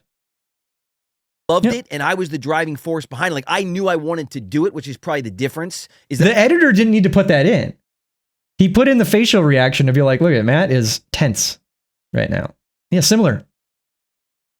I actually wanted to do it. Like, I was very much into it. Yeah, you were. But at the same time, I loved my friends and I loved my life. My parents kept us in my school back in Pennsylvania. Every 3 weeks I would fly back. I was a lifer at Abington Friends. I graduated from there. So I was never into that LA like young actor scene. Yeah, you were. You were on BB Magazine and all that shit. So we play the video of it. Why is my baby blue? Like, dude, you wanted to get a record deal. No, I feel like in so many ways, having kids and doing that, and it is really. Yeah, I'm envious of you guys. It is really one of the greatest things. I mean, I'm ever. 45. I don't have kids. And to be honest, I'm like, man, what did I do? That's why you're so weird, dude. What did I do? You're so weird. What did I do? You're working on it. You're going to be a late bloomer. Look at Andy just completely ejected from this. Like, dejected. He's like. There's. I mean, did you ever expect to be at your age having a 2-year-old right now? No, never. Joe, never. You know what I mean? Never, man. Yeah, never. It was a total accident. Never, man. No, I didn't really want that 2-year-old. Holy shit, I'm stuck now. I'm absolutely stuck. Never. Listen how many times it says never wanted it. Nope. Hopefully she runs Disney too. Yeah, like you said, I look at Matt and I've had so much responsibility in my life, since the time I was 29 years old, and Matt hasn't had any of that. But there's, look, I look at that and I go, well, but you've had your journey. It's really astute the way that you just put that, because, and he looks at mine and said, boy, I would love to have that. And sometimes not having any of the responsibilities, as you just said, would be an interesting. Well, that was kind of like a diss towards Matt a little bit, right? It's like, I've had responsibilities since I was like 29 years old, and Matt hasn't. That's fine. That's his journey. No, Matt had responsibility. What are you talking about? Just because you don't have kids doesn't mean you don't have responsibility. Well, none of them have responsibilities really, right? Because they just they're in Hollywood. Every day is fucking Saturday, pretty much. Your responsibility. I have more responsibility than all of you guys. That would be funny when people have kids. They're like, yeah, having the kids are hard. It's just kind of like, I have to do this and that. Like, yeah, I know what it's like. I have 2 cats. I have to clean their litter box. You know what I mean? When I go on vacation, I have to get somebody to watch them. They wake me up in the morning for breakfast, and you know what I mean? And they complain if I don't give them dinner on time. I know what it's like having kids. It's just like that. It's the same. That's how you piss off a parent. You say that. Yeah, no, I know what it's like. I have a dog. Like, that is not the same. It's exactly the same, actually. As well, where you could just literally just think about yourself for a minute, because that's the last thing I do, Oh, come on. No, you think about yourself all the time, Joe. What? He's like an insane person. It's like the last thing I think about is myself. I did a whole hour-long episode about my divorce and didn't take any responsibility for any of it. Yeah, like, and he's always wearing shirts that like show off that he's working out all the time. Like, what are you talking about? You don't think about yourself. Yeah, he thinks about himself all the time. How long does it take him to get ready in the morning and shit? He can't go outside. Like, he can't just throw on any clothes and then go outside. You know what I mean? He doesn't have that in him. But also, how much money did you throw into yourself? Because you know what I mean? Well, I mean, with the putting the in the. What about that? How much is that? You're caring about yourself a lot. If you don't care about yourself, if you're actually you're the last person to care about, let yourself go. How about that, Joe? Get a little gut going. Get a little moobs. Bring some moobs out. Who cares, right? I don't care about myself that much. No, you go to the gym every single fucking day. Guarantee it. You go to the tanning bed. And you probably wear a Speedo in the tanning bed so you can get your ass cheeks all fucking. He's one of those guys. He's like, no, I need all of it because I'm gonna be on a Hallmark set and I'm gonna need some of those women to fucking see my ass cheeks. He's like, he knows what he's saying. He's like, no, Joe is the most important person to himself. You know, you don't want that. I'm telling you. No, I'm not. You don't I want that. I'm just saying it would be interesting when I look at your life and I go, okay, I get it, but okay, you know. He's getting mad. This is like a nervous pouring of like water because he's like this because he's acknowledging right now that Joe just dissed him, saying that he doesn't have any responsibilities basically, and he's like, yeah, no, Joe, I have responsibilities. I have bills to pay too. I have to be in these shitty movies that my brother directs as well. This guy don't have responsibilities. They need you less and less, right? So you're still there, but you're there in different ways, And my Charlie is Miss Independent and doing her thing, and we talk, and I text her every other day, but we talk, maybe once a week or twice a week, and she's at school and stuff, And but Libby, even just to be able to still make she's at school being training to become the head of Disney. By the way, just letting you guys know, new head of Disney coming in, gonna bring it back to the classics. None of this Star Wars shit that Joe doesn't like. He wants Little Mermaid and Hunchback of Notre Dame. her toast in the morning and her little glass of pineapple juice before I take her to school, it makes me feel good. Of course, man. Like I do it more for me than her. She almost doesn't even want to eat. She's like, I don't eat in the morning. I'm like, wait, yes, you are. You are eating. You have to have a little bit of substance in your food. It's a little sustenance, honey, And then I bombard them with facts and things and, like, Dad, stop. I'm like, look, go easy on the sunscreen. It's not great for you, what I mean? Yeah, why are you telling your daughter not to wear sunscreen, Joe? What do you mean it's not good for you? It is good for you. You don't want to go outside without the sunscreen, Joe. Not everybody wants to look like a leather couch. I look and I go, gosh, when I'm 60, she's going to be 20, and that kind of bums me out because I want to be around when they're 50, right? I would love to be there for them when they're 50. I wish I could still be there so I could see them and I could see their lives and whatever they've done, whether they have kids or no kids or whatever they've done in the kids. I just want to be there for them. So that's the only part that bums me out. But other than that, I mean, you're 45, you're what did you say? You're 45, 45. Yeah. How old are you? Would you say 45? Yeah. I hate it. I wish I was 20 again. That's so, like, look at him. He's just, this guy just comes in and makes them hate everything and rethink their whole existence. They're like, shit, we were doing it wrong the whole time. Matt, come on, Matt. Cheer up, bud. Cheer up. Yeah, I know, dude. Look, I Damn know. those Lawrence brothers. Andy's got the best hair out of the three of us. I'm still holding on to mine, but it's not. You remember, dude, the hair that we used to have. I mean, mine was like, No, What are you talking about? You're still holding on to your hair, Joe. You paid for your hair, Joe. That ain't you holding on to your hair. That's, sir, can you give me hair? Thank you. Well, he's holding on for dear life because it got transplanted onto him. His body had to accept the hair, or it might have rejected the hair. It's his own hair. It's his own hair from like his back. Right. Or like his leg. Yeah, but he's not holding on to it. It's gone, and you got it from somewhere else, and you had it surgically put on there. It doesn't look like it's his hair. It looks like a rabbit's foot. He killed a rabbit and said, "This on my head." Please. He just puts a dead rabbit on the table in Russia to like some Russian doctor. This. Put it on my head. So we're jumping to another podcast episode. This is Danielle Fisher. She played Topanga on Boy Meets World, which Matt Lawrence was also on that show with them in the later seasons when the show was like really bad. Her and Matt kind of had a thing. And it still seems like there's a little bit of sparks there. So this is going to be a little bit of a gossip time here. Well, I came in here and before we went on air. I said, first of all, it smells good. Well, so I know. We don't obviously normally- I freshened up the house a little I was bit. going to say, I think Matt lit a candle because it smelled good when I walked in. Did so it? It's not me. Wow, interesting. If you're looking on YouTube, this is a beautiful candle. It's a gardenia. Matt lit a candle before she came in. Nobody's talked about the smell of the Lawrence Brothers podcast studio ever in the show. So this is probably the only time that he lit a candle. But he's like, I freshened up because my old flame is coming. All right, well, okay. That's not that bad though, right, Matt? A nice pretty lady's coming over. You're going to light a candle for her. Did he light a candle for fucking Stephen Baldwin? No. Because Stephen Baldwin probably smells like a fucking sewer pit. And no candle's gonna fix that, man. I just still can't get over they had you talking slowly.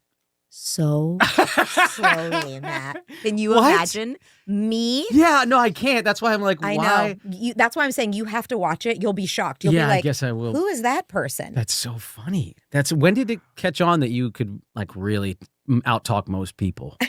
You can. You really can. I am a little bit of a would micro machine. I always wanted to have a conversation with your husband. Like, how do Look at Andy looking at him. You see that? Andy's looking. He's like, Matt's really hitting on this girl. Matt, she's married. She's married, Matt. It's his house too, by the way. This is their mom's house. Matt is living at the house with them, so he lit the candle because she's coming over at their house. He wanted to freshen up the house for her. How do you even have any sort? What do you mean? It's perfect. He just sits there and be quiet the whole time. He's over laughing. He's like trying to. We've all seen this and possibly done this when we were younger. We were like hitting on somebody, and you're like, "I'm the life of the party. This is all great. We're having a great time." She's doing. Oh, they're flirting with each other. They're 100% flirting with each other. Hey, Every once tell me in a while, about. every- Hold on a minute. You just load up one question. Tell me about your day. I've never seen Matt do that noise. Ah! That's not a real laugh, Matt. I swear my wife and I have the best conversations. It's beautiful. I line up 3 questions. We have dinner for like an hour and a half. It's perfect. It's great. No, I love it. I love it. I just meant like if you're trying to get like some sort of, or if you're in like some sort of, hey, who's right, who's? I mean, I can't even imagine. You Yeah, just- I'm like a lawyer. Yes, I know. It'd be unbelievable. Look at her. Look at him. You see that? Can't even imagine. You see Yeah, the I'm looks like a that she lawyer. gives? Yes, That's like. I know. Here. It'd be unbelievable. Mm, mm. She remembers what he was like. Do you know what I mean? She remembers. They were really young too. We'll get into it, but they were really young when they got together. So this is like an old flame. Never forget. It's unbelievable. It's Andy and I ran into each other when he was getting his hair cut. What? Yeah. What? I was dropping You're off doing gifts. something very charitable, cool, and I was getting a haircut. Nails, toes up in the air. Oh, hey, Danielle. I was working for my nonprofit, and he was like, "A little more conditioner, please." It's like it's all them talking over each other too, like a million times. You can't tell what's going on. It's just like they're in on their own bits. It's not funny at all. And they're like talking over each other and like doing like shit bits. I'm getting angry. Like, I'm getting tired. Yeah, I know. Oh, that is funny. I could let you just make it sound like I was doing something very charitable, but I was dropping off gifts to be wrapped for my children. That is so I don't feel cool. so bad. That is at the hair salon. They do that there too. Next, All right. All right, guys. The hair salon. Joey's so funny. What did I have for this part? I had something here. There's something. I can't get through this. Didn't you go to a prom or was there? yes. Yeah, we went to prom. I went to his That prom. was- You went to That his was prom. so Yeah. awesome. of It you, was by the so way. much fun. And That by the was way, fun. our picture absolutely looks like we got married. Wait, I remember the picture. Oh yeah. Yeah. So they went to prom together. Was she his first? Was he her first? Who knows? There's still something there, though. See how much he's laughing and stuff? And like, she's just like, ah, she's looking at him all the time. She's like, he's lit a candle for her. It's right here. He put plants on the table. Were the plants always here? He needs succulents on the table. Our crown Yes. and Oh, a yeah. white Yes. gold dress. Yeah. Aw. And we took pictures So in my loud. Oh, they fucked. They totally fucked. There's no way. You going to prom? Also Hollywood too? Like, you guys bang. Does Chili Spice know that she's on the show right now? She should be like, Matt, you ain't. I know what you did with your first wife. You ain't having her on. This is insane. Look at this. Matt's like, oh, that was so great. Yeah, they look cute. It's just like, this is. We know what they did. Prom. We've all been to prom. We know what happens at prom. You guys are basically saying, oh, they banged. Oh, this makes this episode really interesting. parents' backyard. Oh yeah, I remember. Oh yeah. Oh, you see that? Oh yeah, I remember. I remember every detail. I still think about it. Yeah, yeah. When the power's out, still have that information in there. Don't worry. Here you go. The weirdest.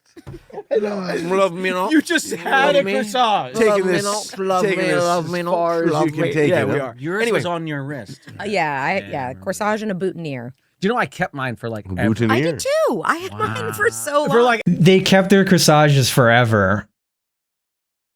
They still have a thing. He probably still has it. He hides it from his chili pepper. What is this, Matt? It's nothing. It's a flower from a movie I was in.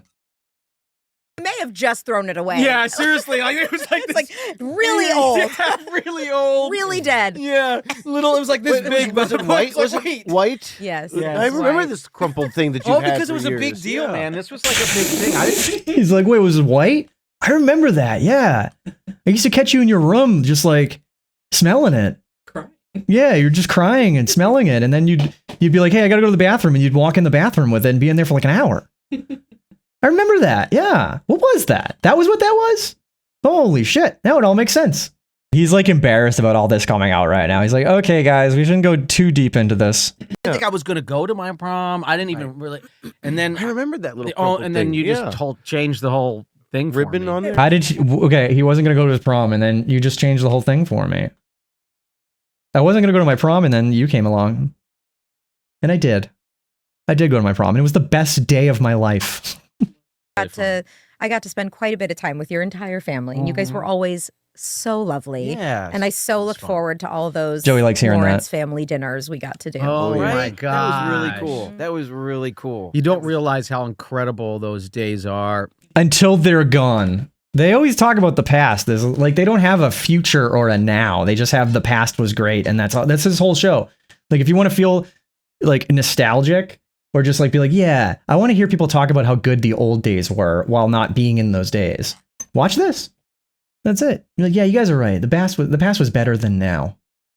Even with my older girls, I've seen the change. Oh, yeah. Right? Because Charlie was born in 06 when the iPhone came out, right? So it took a couple years for it to really start to mess everything up. And no, but seriously, like so and Libby was born in 10. So we had a couple years with Libby before things really got weird. And then like but then now you see it What? where you Why did they edit that in there? What is that? before things really got Dude, I swear to God, the editors like hate these guys. They're like trying to make them look like idiots. Watch this. He's not talking. They shouldn't be on Andy right now. And then like but then now you see it where you can't be out to dinner. What is that? I don't think he's rolling his eyes. He's like just trying to figure out where he is. And then like Look at this. like but then now you see it where yeah. you What was it? There was a thing where Kel Mitchell was on from Keenan and Kel. He's like a crazy Christian too, but he called them the Wayans brothers, the White Wayans brothers. I'm like, no, they're not. Look at this. They had Kel Mitchell on. You know, he was actually in the studio, so that means things aren't going so well for him. Bro, you got fans south side of Chicago, all of you guys. You know what I mean? Mrs. Doubtfire, all this. I mean, yeah, man, and thanks. you guys are like. Let me say this would be funny. Y'all like the White Wayans brothers. Hey, dude, that's a huge I love compliment, that. I'll bro. take that. Bro, that's a huge compliment, man. That's huge. No, you're not. What? Like the other two, the two Wayans brothers, the youngest Wayans brothers, those guys suck. But Keenan and Damon, they're actually legit talented and like changed the industry a little bit with like In Living Color and stuff like that. Is that a joke for Cal? Cal comes in, he's like, I'm just gonna call them the White Wayans brothers. It'll be so funny. They're not, but it'll be funny. And they loved it. Did you hear how much they loved hearing that? They're like, oh, I'll take that. Woo, I'm the White Wayans brothers. They're gonna run with that now. That like we're like kind of like the White Wayans brothers. We're kind of like Hanson. We're kind of like Mark and Donnie Wahlberg. You're not like these people. So that's it. That's all I wanted to see from that. Hi guys. Shh. You don't want to disturb the baby in its natural environment. Yeah, we have a new Q&A on our Patreon. Check it out. Go check it out on the Patreon. They have a Patreon, yeah. No, of course they have a Patreon. You can be a brother. If you want their Patreon, you can be a Lawrence brother. So this is what they're doing. This is the Wayans brothers, apparently. This is just like In Living Color, these skits that they're doing. This shit. Strut my way on over to you. You like my strut? I like yours too. Strut my way on over to you. He's 36 years old. Stop that. This is fucking insane. They're like trying to do what the kids are doing now, and it's like, this is embarrassing. You're not the generation that does this. Don't do this. It's very desperate and cringy. Matt, what the hell? pool's not ready to swim in. It will be. I don't think that's accurate, bro.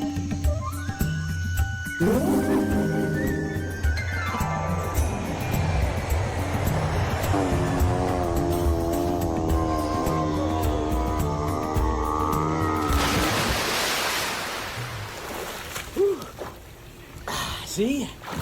Told you so.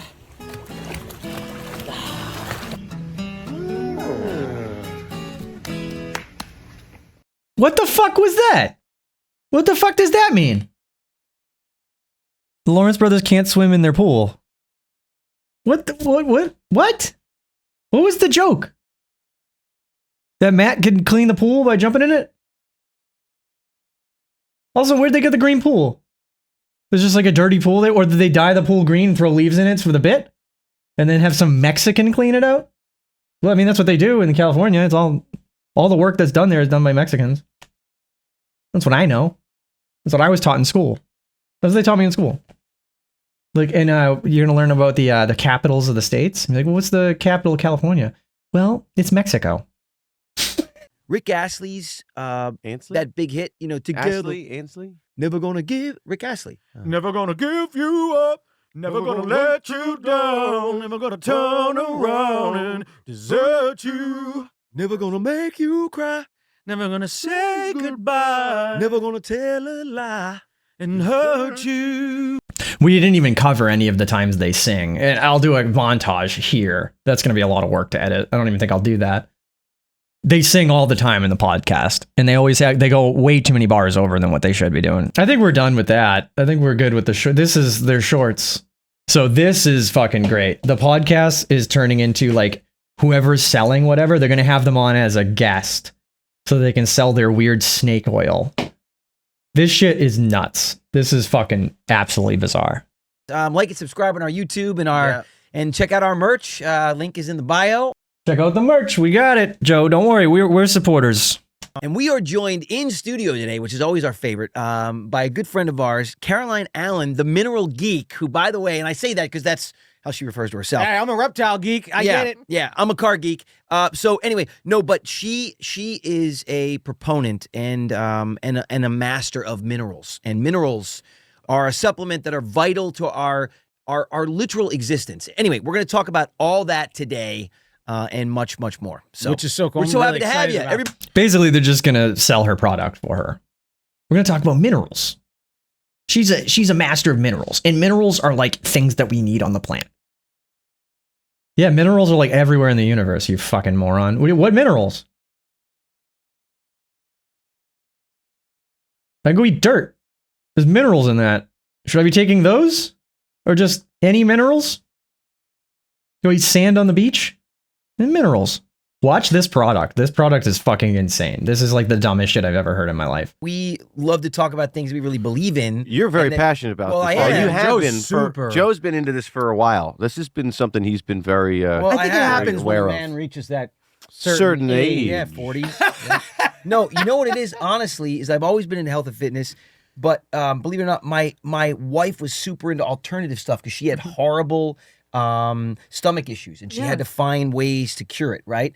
And she started to make her own kombucha. Anyway, and then how'd she make her own kombucha? Did she like pee in a bottle and just leave it in there for a couple days, and then you got the mother in there? You take the mother out and start drinking the pee. Well, how'd you make your own kombucha? There's tons of different ways to make kombucha, but is it healthy kombucha? Is it actually like, or is it you pee? Is it you poop? Yeah, my wife used to make kombucha. I used to make kombucha. There's the neckbeard nests. They have kombucha at the neckbeard nests. The fucking water bottles filled with pee. That's kombucha. It's kombucha. and strongly believes in them, and she got me kind of into that. And man, yeah, the poop one's kombucha, and the pee one's kombucha. Patented. Kombucha. A couple great things, and I think one of the great things is that we get to pick and choose and go to the sources of these amazing alternatives to big pharma and all these things, that getting back to our roots. Yeah. Like if you believe in that theory that everything God gave us here on this planet we can use, and he gave us these things and they're super effective against some of these chronic plagues and viruses that attack all of us, and they have been for years. And getting back to the roots of things. But this is fucked up because Joe just said right there, he's like, the problem with social media is there's a lot of problems with, but the good things is that we can all learn about different alternative medicines.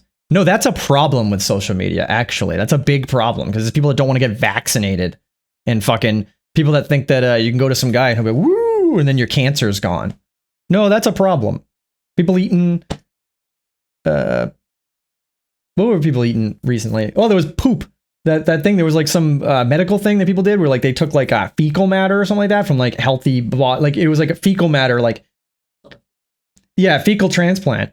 But like, for a fact, there's people like, I'll just eat poop then.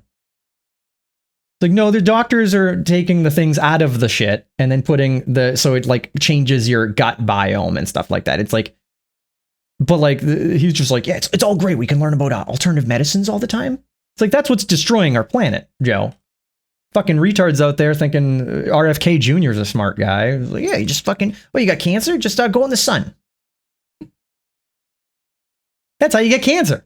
So the cool thing is Mother Nature actually created an amazing tool for getting all the minerals into our body, and it's called fulvic. Fulvic, which and is what also I said. humic. There are two things, yes, Fulvic which and is what you humic. said. And it's so cool, man. It comes in this, but it's all about the delivery system sometimes. It comes in this great bottle. It comes a little shot glass, okay? 1 ounce. You put the shot, the shot 1 ounce glasses in are there. sweet. I put in I 4 really- ounces I of did water. actually really appreciate You drink that. it That was over great. 10 to 15 minutes. So this is it. This is what they're selling.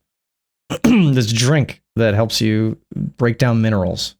Do you believe this? Is there any science behind this? I don't trust the Brother podcast. Okay, so this is just like completely anecdotal, but I'm looking up this product. There's not much information about this product out there. There's people that say it has like traces of like metals in it. And like people are like, I don't know if that's good for you. It has like 70 plus ingredients. And like they're like, it's kind of unspecified of how much of each ingredient is in there. So you're like, don't. It's not regular. Well, supplements aren't regulated. That's the problem. So like whatever this is, any like even scientific stuff that might be correct that's in here, you can't just trust random supplements. If you go to a doctor, they'll tell you what you can do to be like, oh, I need help breaking down minerals. But okay, well, do this, this, and this. But everybody wants like a one-stop solution to it, or be like, I don't feel so good. Do this to feel good. But my favorite comment here is my third day taking both of the mineral bottles, and I have diarrhea. And he has a sad face. And then this other idiot comes in. I don't know if that's a joke or not, but this idiot comes in and says, yeah, that happens when you have a bad buildup of toxins in your system that needs to come out. Your body will thank you. So like, don't trust these people at all. This is like psychopathic shit. This is on our supplements. So, and those people are probably the worst people to ever listen to. Maybe go to a doctor. Go to your primary care doctor. Go to actually like 3 doctors. That's what you should be doing, if you can. I mean, obviously, not everybody has health insurance in this fucking country because this country's a big piece of shit. But probably go to like 3 doctors and get some information about it. Don't buy this lady's shit that has metals in it. It's literally tasteless. I mean, literally. You can, sometimes I don't know if it's the right thing to do. I'll squeeze like just a little lime in the water, just a little lime water, and 4 to 8 ounces. You dump it in there. I drink it over 10 to 15 minutes. I do it in the morning. I do it when I eat my breakfast. It's like literally the greatest thing in the whole world, and it restores your body of all those things, right? Yes, exactly. Like your body needs maybe 17 to 22 minerals, but try taking all pills and powders and drinks that are going to get all those minerals into you every day. Forget about it. Yeah. It's not going to happen unless you use humic and fulvic. Interesting. Yeah. And yeah, that's it too. You could just mix the minerals and have them interact with each other that way. You don't need this shit. And also, if this was the thing, there are people that take certain vitamins and they feel better afterwards. You don't need this product to make you be okay with those vitamins. You could take a multivitamin. And even then, some of the vitamins out there, the percentages are way off. Dude, like, yeah, 5,000% of your daily intake. It's like, don't take that one. You know what I mean? Like, it's just like insane. People just run rampant with this shit. They hear supplements, like, that'll help me. It's actually an ecosystem. Yeah. Your gut. It's all working together. It's a whole more thing. like a forest. Yeah. It's more like a That's forest. wild. So if you take a wheelbarrow of minerals like a magnesium or potassium, you throw it on the floor of a forest. What happens? Nothing. The plants die in the area because they're right. like, this is a concentration. I don't Wow. know. This doesn't work. Our body is an ecosystem. How many times have you heard that our body is an ecosystem? And they're like, what? Yeah, I heard that when I was like 5. They're talking about the food pyramid that's not there anymore. Like your body's an ecosystem, so you need all these different nutrients to get in your body. The body's an ecosystem. Oh, huh. And these guys are like, oh, what do you mean? Like the forest? Wow. Oh, I have a forest in my belly? Ooh, maybe I should water the plants in there with Beam. Maybe I should take Beam in there. And then you have like little fucking sprouts coming out of your belly button. You know what I mean? And you eat them. And then you get the nutrients. Makes more sense than whatever she's selling. This isn't a podcast episode. This is a commercial for her product. She's either paying them or they're trying to get sponsorships or whatever, or Joey really believes in this bullshit. But like, this is a commercial episode. This is not an episode. This is a commercial. And they also put a commercial in the middle of the commercial. Where did he go? Andy was just. I'm getting my travel guitar. Oh. You gotta see it. Like I was looking for a small guitar I could travel with. When I played this thing, it blew my mind. Really? Blew my mind. The sound, the tone. Dude, we gotta get one. I have to.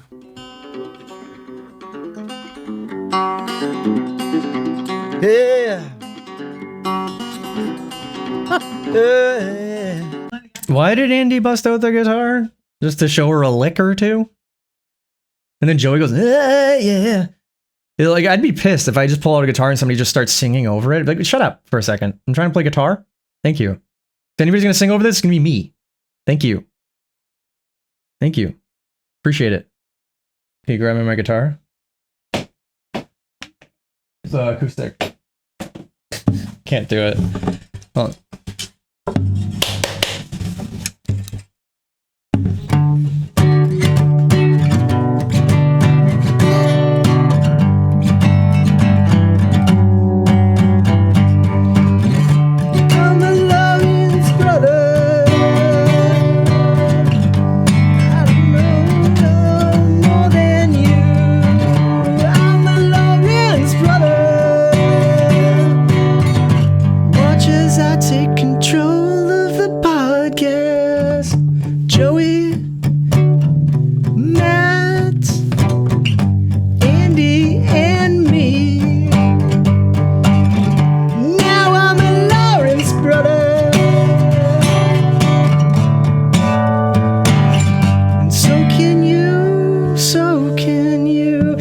Subscribe to the Patreon. Give the money for a cheap hat. Subscribe to the Patreon. Give the money for a hat made in China. It's not even good. It's $45 fucking dollars.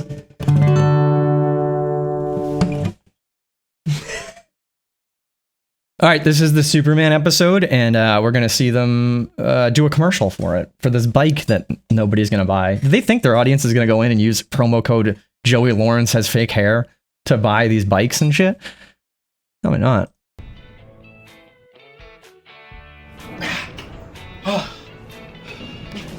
Andy, did you just ride this bike? I know, Joe. I know. I'm just as confused as you are. But this is an exercise.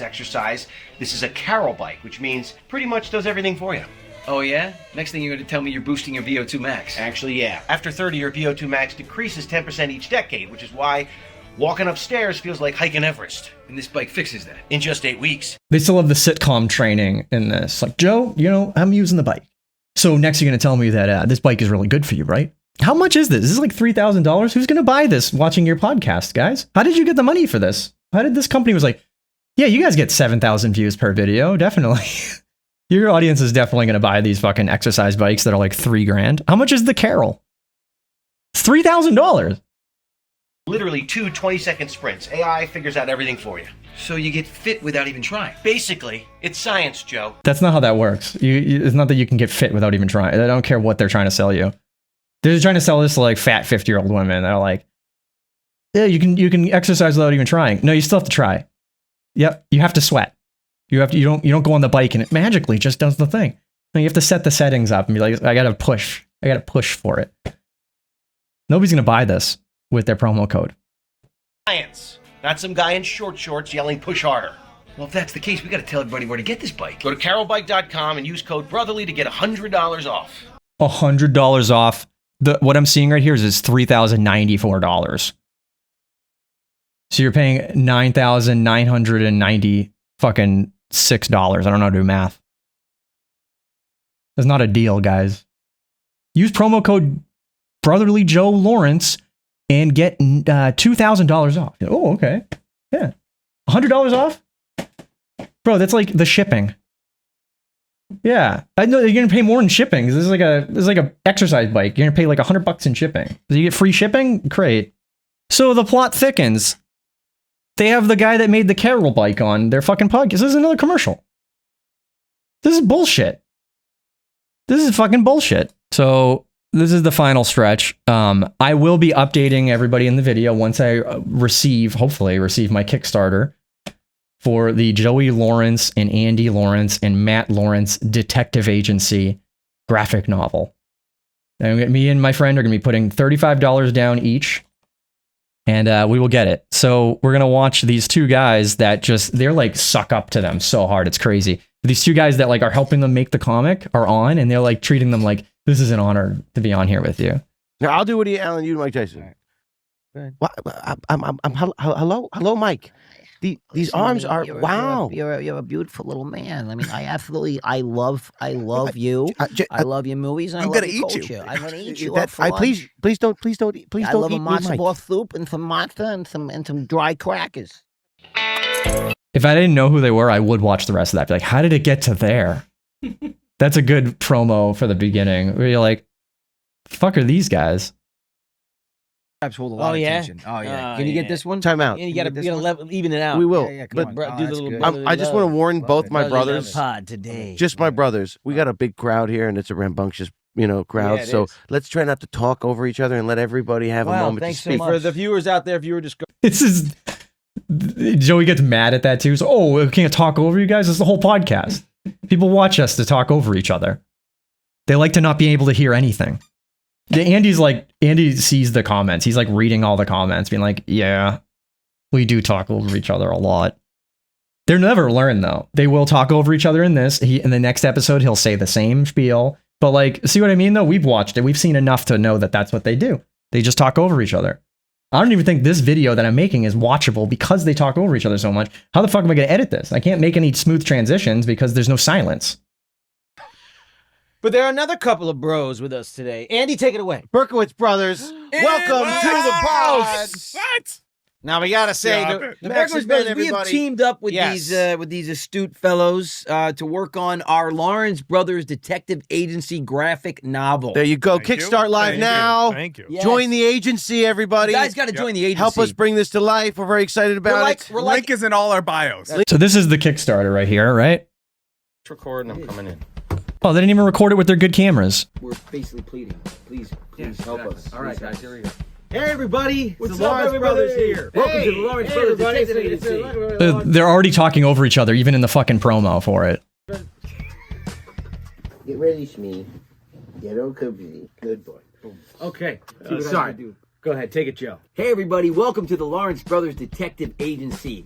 We are so happy that you're here and that you are going to be a part of our community. Please sign up to our Kickstarter now. We are so excited. This graphic novel, which is the beginning of many novels to come. If you like monsters, you're going to love this detective agency. Right, guys? Yeah. Lots of monsters. Like Andy in the morning. Somehow Joe's doing all the before he has talking. his coffee. So how many backers they have? So they have a $50,000 goal. They have 30,000. They'll get another 70 from me and my buddy. But I don't know if that's going to hit the $50,000 goal. That's a large goal for a graphic novel. You should have started at like 20,000 or 30,000. So there's the tiers, rewards. Okay. So $20 gets you a digital book. No. You give them the full book for $20. That's bullshit. Do a soft cover. Soft cover, $20. That's bullshit. Standard edition is $35. That's why I have to pay $35 because I ain't getting that. I ain't getting that fucking digital book. I want the real book and I want to put it on my coffee table. And then people come in, they're like, "Ooh, the Lawrence Brothers book. I've been waiting for this." And they read it and they're like, "Wow, this is way better because they're not talking over each other because they can't." Or do they have the graphic novel? It's like 50 things happening. You can't even read it because like, oh, it's just like I'm in the room with them.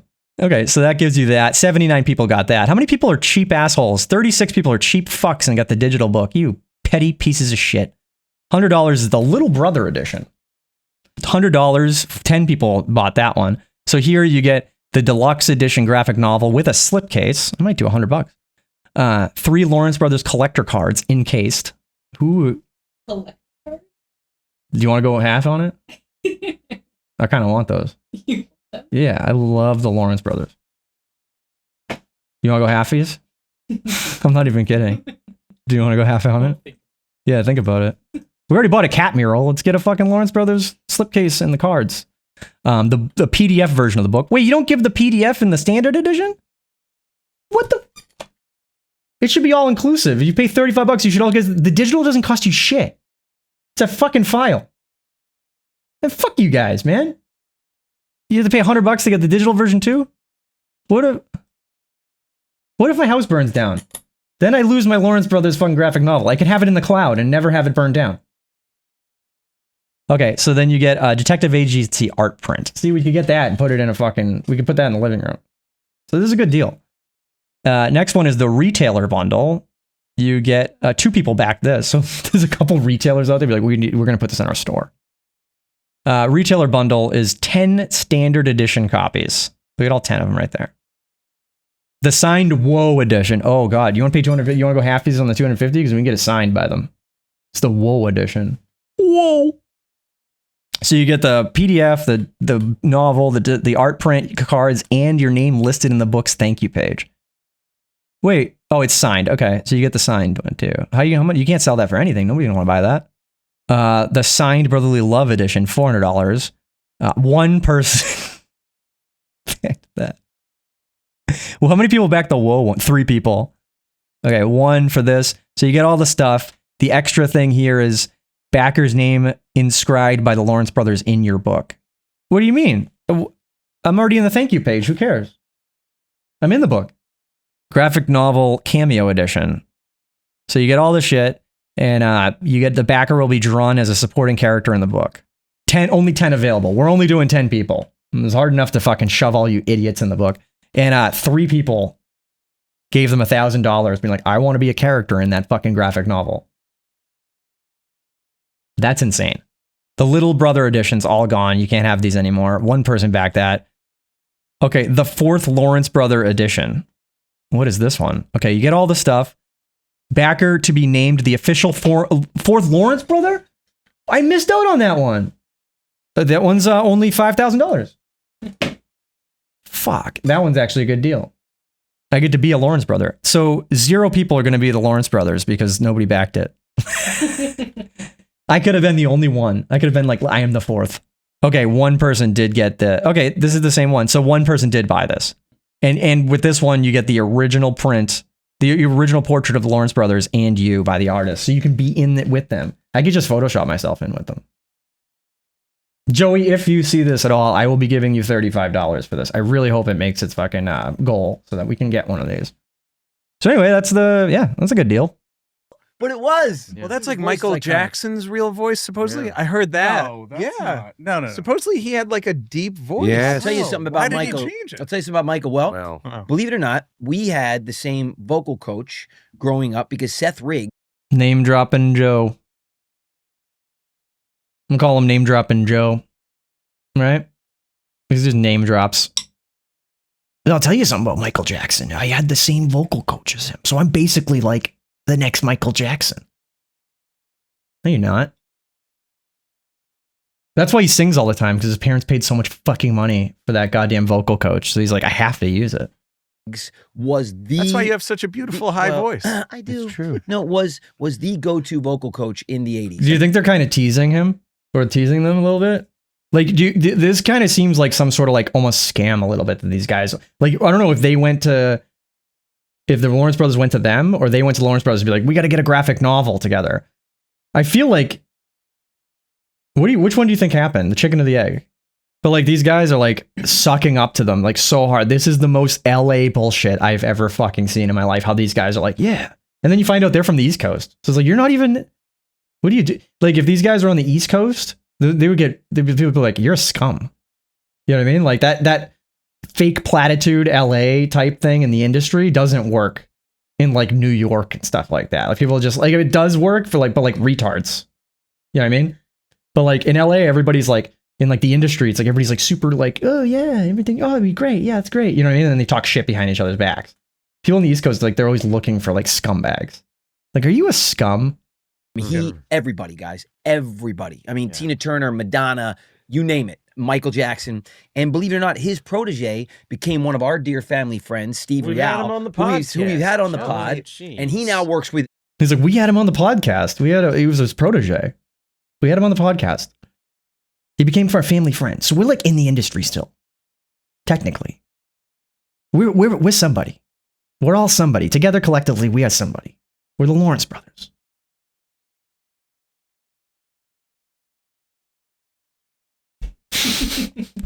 So Seth Riggs, believe it or not, when you sing all the time, if you whisper, it's very hard on your vocal cords, okay? And if you talk loud, it's very hard. I talk really loud all the time. You do? But if you talk up here, it's actually the easiest way to preserve your voice. You put no pressure on your cords, so you can. Look at this guy's like open mouth, like, oh, I can't believe that. These dudes are like big douchebags. Look at them. Look at their capped teeth. Dude, you see their teeth? Those are caps. They're veneers. They're like, you guys do? Crazy. I came out to LA and I just fucking machine gunned all the things I could possibly get into me. It looks like there's something about Mary. When Matt Dillon's character, like he finds out that the girl likes big teeth, so he gets his teeth capped and he looks ridiculous. That's what these guys look like. Those are caps, right? There's no way they look like that normally. They both have the same fucking dentist job right there. Look at that. Talk all day long, but it also saves it for when you're. And Michael, student of, master of that, took it to the next level. And he developed this persona where he just talked up here, everybody, to keep it totally off of his cords. So he could always use them. But if you listen to his brothers, you listen to Jermaine and Tito, these guys had much lower voices. So Michael's voice was absolutely lower. There's no doubt. I don't think it was like down here, but it was a definitely lower voice. I think we should. You need to hear our dad's voice. Is it high? So deep. It's low. Really? Ridiculous. Really? No way. Come on. I am Optimus Prime. Couple Really? things. Make sure you stay on that mic because you're constantly I am leaning on the back mic. and it's not going to Really? pick you up. I am Really? on the mic. And you might want to pull your mic a little bit closer. Andy's trying to be like, we got all these complaints in the comments about how shitty this podcast is. Pull your mic. Yeah, stop leaning back in the mic. You ain't going to see me do that. You want to know why? Because I know how to use compression and fucking equalization. You get it? You don't need it. I don't need it. I can be like over here and it sounds fine. Watch I listen to this and it sounds like shit if I'm back here. I'm like, fuck. I'll delete that. Basic audio engineering, really. You don't have to eat the mic. Unless it's like the type of mic. I don't know these. Well, he's on a Shure SM57, I think that is. I have one of those over here. That's a fucking like instrument mic. You're not supposed to sing. Like there's an SM58, which is the typical singing mic that you at venues. That's not that. So that's like one of Andy's fucking guitar mics. And he's like, yeah, just use that. And it's like, that's not what you should be doing. Perfect for the comic book that we're building. Right? Yeah. Look at that transition. Yeah. Look at that. Look at that art. Holy shit. Look at it. Doesn't even look like Matt. Looks like another person. The Berkowitz brothers. What have they done? They have a Josh Gad Berkowitz brothers book. So Josh Gad has a book here. Happy Broadcast Show. So they don't have much. So these guys are just like industry slugs. Look at Josh Gad's book. Oh, that's great. The Josh Gad comic book. Nobody wants that. Okay, well, they definitely suckered the Lawrence brothers into this. They're like, dude, we're doing Josh Gad's book, so it'll be fine. It'll be great. When we started to work on this with you guys, like that to me, it's crazy. There hasn't been a Scooby-Doo type like mystery gang in a long time. Like in a long time. They keep rebooting Scooby-Doo. I know. Yeah. I know. And I love how you guys are so different from each other. We really are. Not only like looks, but personality. Very different. But there's a lot of brotherly love here. There is. Yep, this guy's a fucking dick sucker. He's sucking their penises dry. They're doing a Josh Gad book. The only books they have is like one little kid book, and then like the Josh Gad has his own fucking comic book. So like they go to these celebrities, they're like, we'll make you a comic. I'm buying it, but I don't think it's going to be good. Well, we've been spending a bunch of time digitally and communicating over the last few months, but specifically we got back from Comic-Con and it was a heck of a weekend. Yes. Heck of a few days. I'm surprised we're still alive. I am too. I am sore. Dude, That was so tired. It takes it out of you, man. So they went to Comic-Con like, we should get a comic together. That's what the kids are into now, right? Marvel, you know what I mean? All that stuff. That's what they're into. We can get our own movie eventually. That's the thing. They want to get a comic book so that they can get a movie because they realize that there's no more original IPs in the theaters. It's all like comic books or books. You know what I mean? That's what this is. That Joey's trying to get back to the major props to everybody that goes and is fully committed. I mean, it ate me up and chewed me up, spit me out. It was wild. Yeah, you guys did like how many interviews? Wow. I don't know. Quite a few. Yeah. Like several. Some that went viral? Some that went viral. Apparently Matt. Everybody had issues with what I had to say. Matt can't help. That's nothing new. Wait, what interviews went viral at Comic-Con? Hold on. The Lawrence brothers on their new graphic novel. There's one video. Oh my god. And look at Matt right here. Matt don't want to be there. Look at him. It's not viral. 1,000 views. What do you mean viral? We should have watched this. Relating the match. Come on. They're talking over each other again right here. Storyline. I'm just going to pretend like See what none I of have this to is do with these happening. guys? It's great to be here. So now you guys have a new graphic novel, and that's why you're here at Comic-Con. How Yes. did the idea for this, the Lawrence Brothers Detective Agency, come about? We were in the store passing milk cartons and we saw this. Yes. Have you seen these Have you boys? seen these guys? Yeah. And it we was said, us. They look familiar. Wait a minute. It's us. And then we said, we got to find us. So we decided, you know what? We have to start a detective agency. Shut up. What is that? They came in with a prop? The lady's literally asking you, how did this get started? Who came up with the idea? And they're like, well, we got a little box right here that we had them draw on, and we're looking for ourselves. Find out the mystery in the Lawrence Brothers Detective Agency comic coming out May 2026 if we can get 20,000 more backers. You ain't gonna get that many backers because the $5,000 one with being able to be a Lawrence brother is not there anymore, guys. How many Lawrence brothers were you gonna let in? What sort of mysteries will these detectives be solving?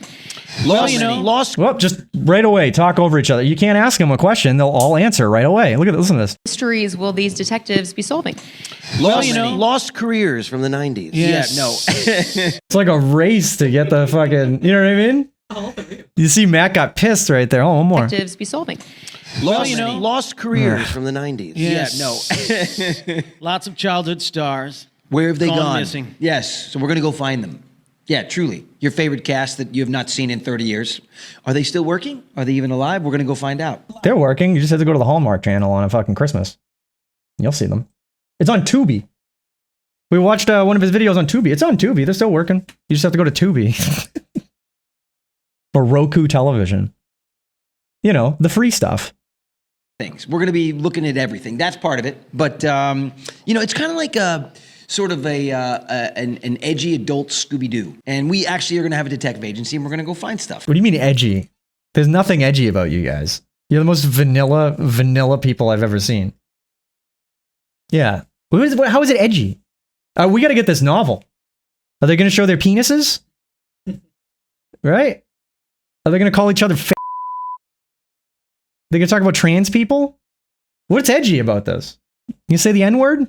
There's nothing edgy about Joe. Yep. Our Kickstarter went live yesterday, and we're having so much fun with it. It really took off, and it just makes you feel, it's pretty shocking, right? Because we do this thing, and obviously we love the graphic novel world, but we've never done anything like this, right? We teamed up with Berkowitz brothers, and obviously they know the world, and they came to us and said... They don't know the world at all. They have 5 comics, and one of them's Josh Gad's comic. They don't know the world at all. They suckered you into doing it. To have the Kickstarter sort of jump off the way it did, people can kind of join. They can become honorary Lawrence brothers. You can't. That's all sold out. They can actually become characters in the book. Yep. So there's a whole bunch of stuff that you can be a part of, and they've really taken to it, and it's just been so exciting to watch. You know. Will it be entirely funded through Kickstarter? No, not entirely. No, it's how these things begin. Wait, so if it's not entirely funded through Kickstarter, why is there a $50,000 goal? What happens if you're only at 30,000? Are you going to fund the rest and we all get our fucking books, or are we going to get our money back? Why don't you just pay for it yourself? Why do I have to pay for it? Finish it, and then send it to me. You guys have the money. You have like 50,000 lizards and like a whole zoo in the backyard. And that's what they talk about. Talk a little bit more about what the fan support has been like on Kickstarter, and yeah, kind of the things that fans. Matt's just holding the milk bottle. They have to sit there with the fucking milk carton the whole time. This is embarrassing. They did their bit and then like, okay, we're stuck with it. Look at Matt's like, why do I have the milk carton? It was Andy's idea. Look at Joe flexing. How they can be a part of it. Yeah. Well, from exclusive signed books to, like I said, being a part of it, to being mentioned in the book, to being a character in the story, all the way to being an official Lawrence brother, like the fourth Lawrence brother. Yes. What's the price tier for that? Oh, millions, millions and millions of It's dollars. crazy. $5,000. It might as well be. It might as well be millions of dollars. Who's paying $5,000 to be a Lawrence brother? Nobody paid that, right? Did somebody pay that? Somebody did. I think there was like one person or something like that did. The ultimate prize is $5,000. So, you know. To be a brother, that feels cheap. That feels like a small price to pay. We're selling it. We're not trying to. Wait, what about the women though? They don't. Do they get to be a brother? Do you guys even believe in that? What is it? Can you be a Lawrence sister? Most of your fan base is women. You should have done a Lawrence sister as well. Some other tier. $5,000, you can be one of us. Yep. That's all we pay each other. So That's you know, true. We're That's- very cheap. Every Very month, cheap. I give Joe $5,000. And I continue to be his brother. Yes. So it's been good. It's been really good. Works out. I read that you guys have high hopes for this. You'd love to see it, in the TV or movie sphere. That's all it is. They have extremely high hopes for this. This is their last fucking ditch effort to get back in the relevancy. And you know what? I hope they do. I would love to see more Lawrence brothers out in the world. I don't want to be relegated just to the podcast. I want more movies. I want Hitched for the Holidays Part 2.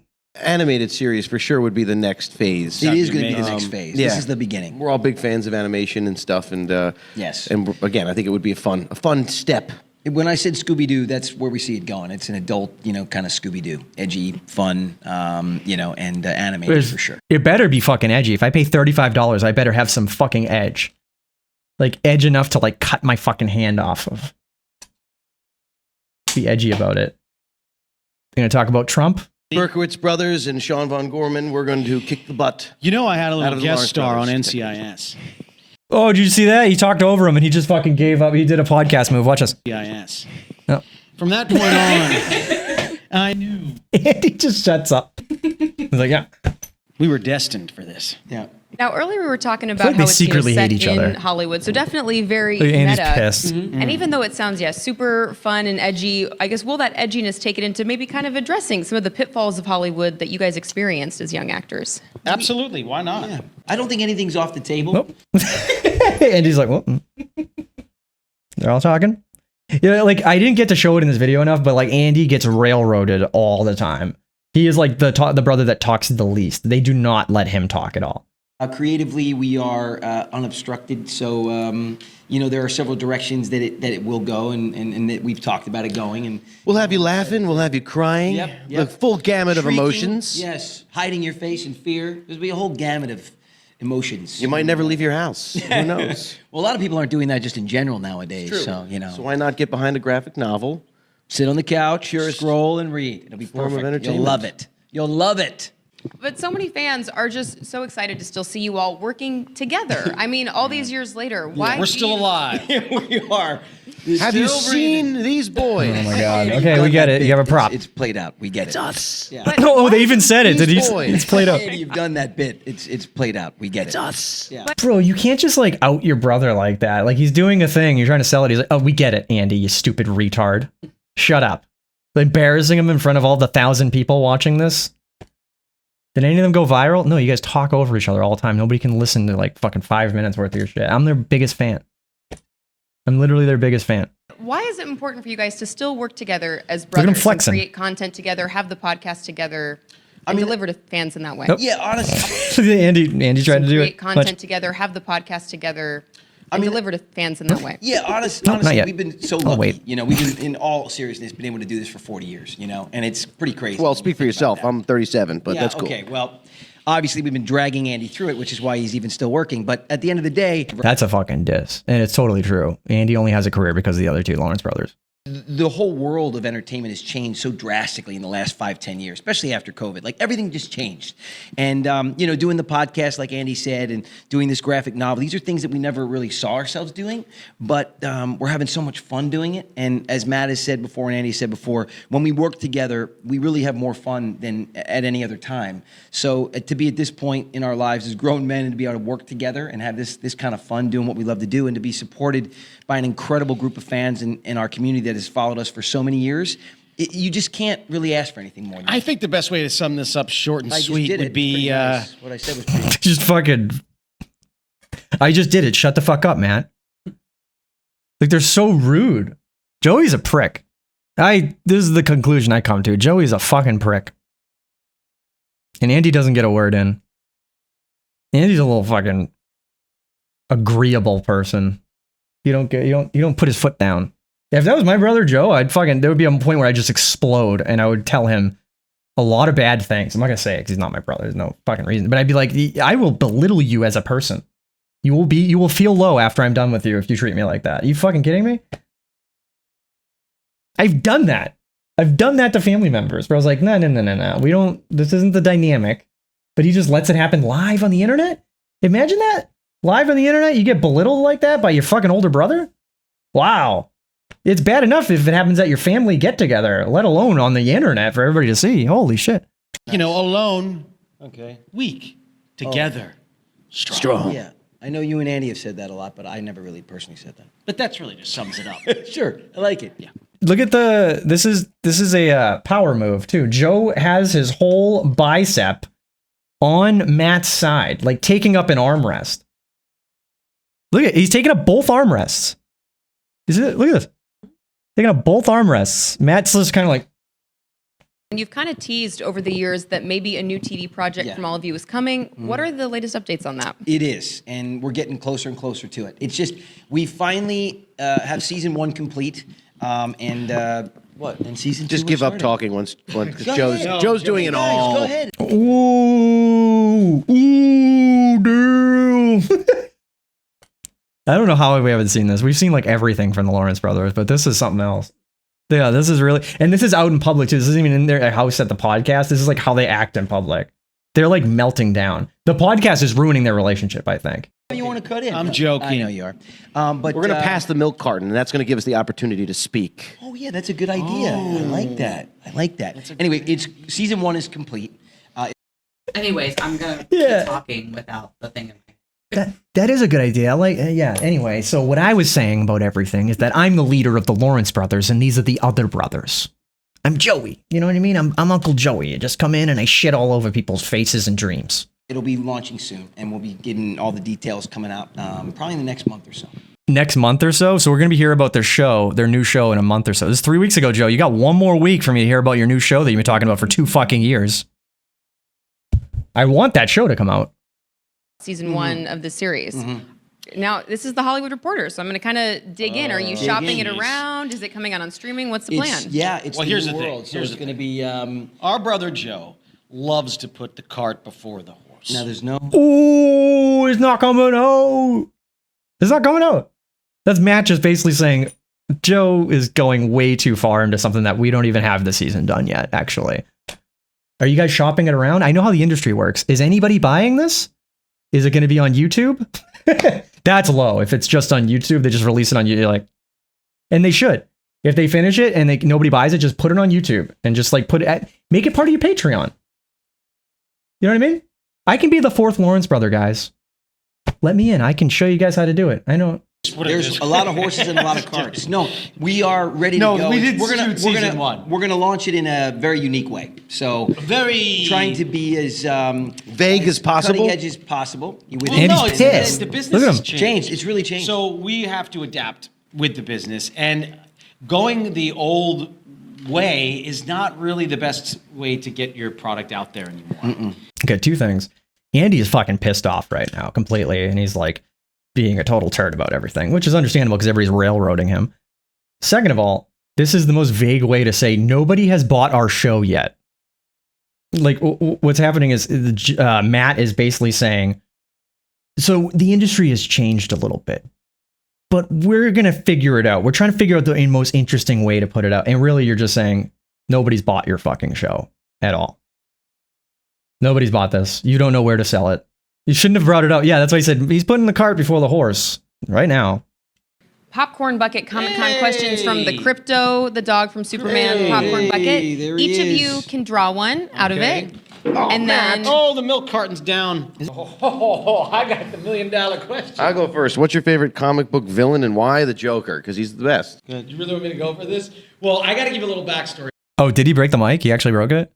What do you mean, do I really want you to answer the question? Sure. I was out of town, and these two guys decided to do a podcast. What is he doing? How did they always get shitty audio all of a sudden? He actually did break the mic. He sounds like he's in a fucking hallway. Put the mic up in front of your fucking thing, too. You're there with the mic. Highest rated one we've ever done. And they Just happened to putting talk it out there. a lot about a movie that just came out. Dude, the editor for this is like, fuck me. Are you kidding me? And they're going to tell them never have the Lawrence brothers on ever again. This fucked them for doing interviews with Hollywood Reporter. Imagine being in the editing room and you're like, fucking shit. I'm going to look like an asshole. This makes the editor look like an asshole. It sucks.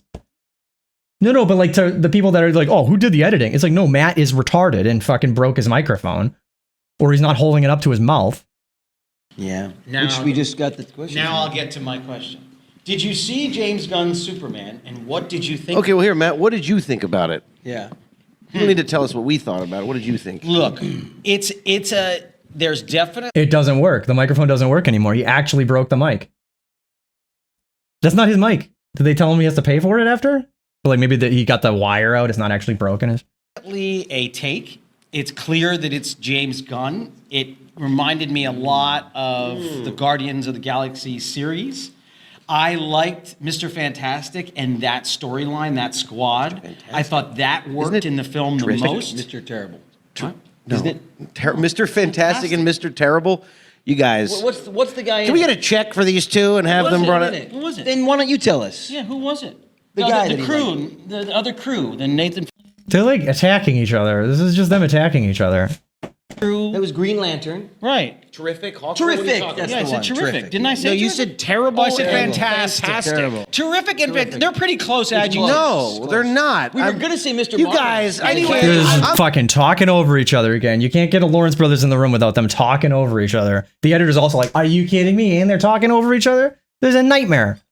I'm going to get fired. I'm not relating to Matt. Jesus, come on. I loved that storyline. I'm just going to pretend like See what none I of have this to is do with these happening. guys? This is my life. I love that storyline. I thought that some of the scene work didn't work for me. Like they had this scene. Superman had this scene with Lois Lane. I don't want to ruin it for anybody. Is he shitting on the new Superman movie? Matt, you were in fucking Mistletoe Mix-Up. You don't get to comment on movies, man. You guys want Chris Pratt to be Indiana Jones. I'm not going to take their opinion on the new Superman movie from these guys. I'll tell you the problem with the movie. No, not you. Anybody else. By saying Superman was in a scene with Lois Lane. That's true. That's true. I think they can expect that one. Okay. We have a scene where they kind of have a fight about a interview. They're having a relationship And quarrel. I understand what the point of it was. It was to humanize Superman and put him in this thing, but I don't think it was accomplished. And I felt there were other scenes like that in this movie where I was like, I could take or leave this scene, and I didn't really feel the connection. I also didn't feel the connection to Superman that I wanted to feel. I don't know what that was about, but I didn't get that like here's the above all. Short me. answer? This got me. Like, Andy's trying to fucking butt in. But also, don't go to Comic-Con and shit on the new Superman movie, man. Not the place. Not the place. I work in conservation. I have more pets than I can count. Most of them reptiles and amphibians. But What is this about, dude? How did you feel about the new Superman movie? Well, let me tell you the history of the world. I have amphibians. Like, what? They don't get interviewed, and this is why. This is why they don't get interviewed. It's because this shit happens. And the reporter's just like, they don't have her on camera because she's just like, that's so cute. You guys have problems. I've had some amazing connections with dogs over the years. Yeah. And that is not the relationship that I wanted to see. I think it needed more heart. It needed more depth. He was kind of like, This girl's surprised. Like, you're saying that at Comic-Con? Nobody's going to buy your comic now, bud. about this dog, and Well, then the wasn't- dog leaves he him at was the end of the movie. just and watching the dog. That connection, if you've had a dog and you had a real connection with your dog, that is not it. And I wish I would have seen that because Bro, everybody has like different relationships with their animals.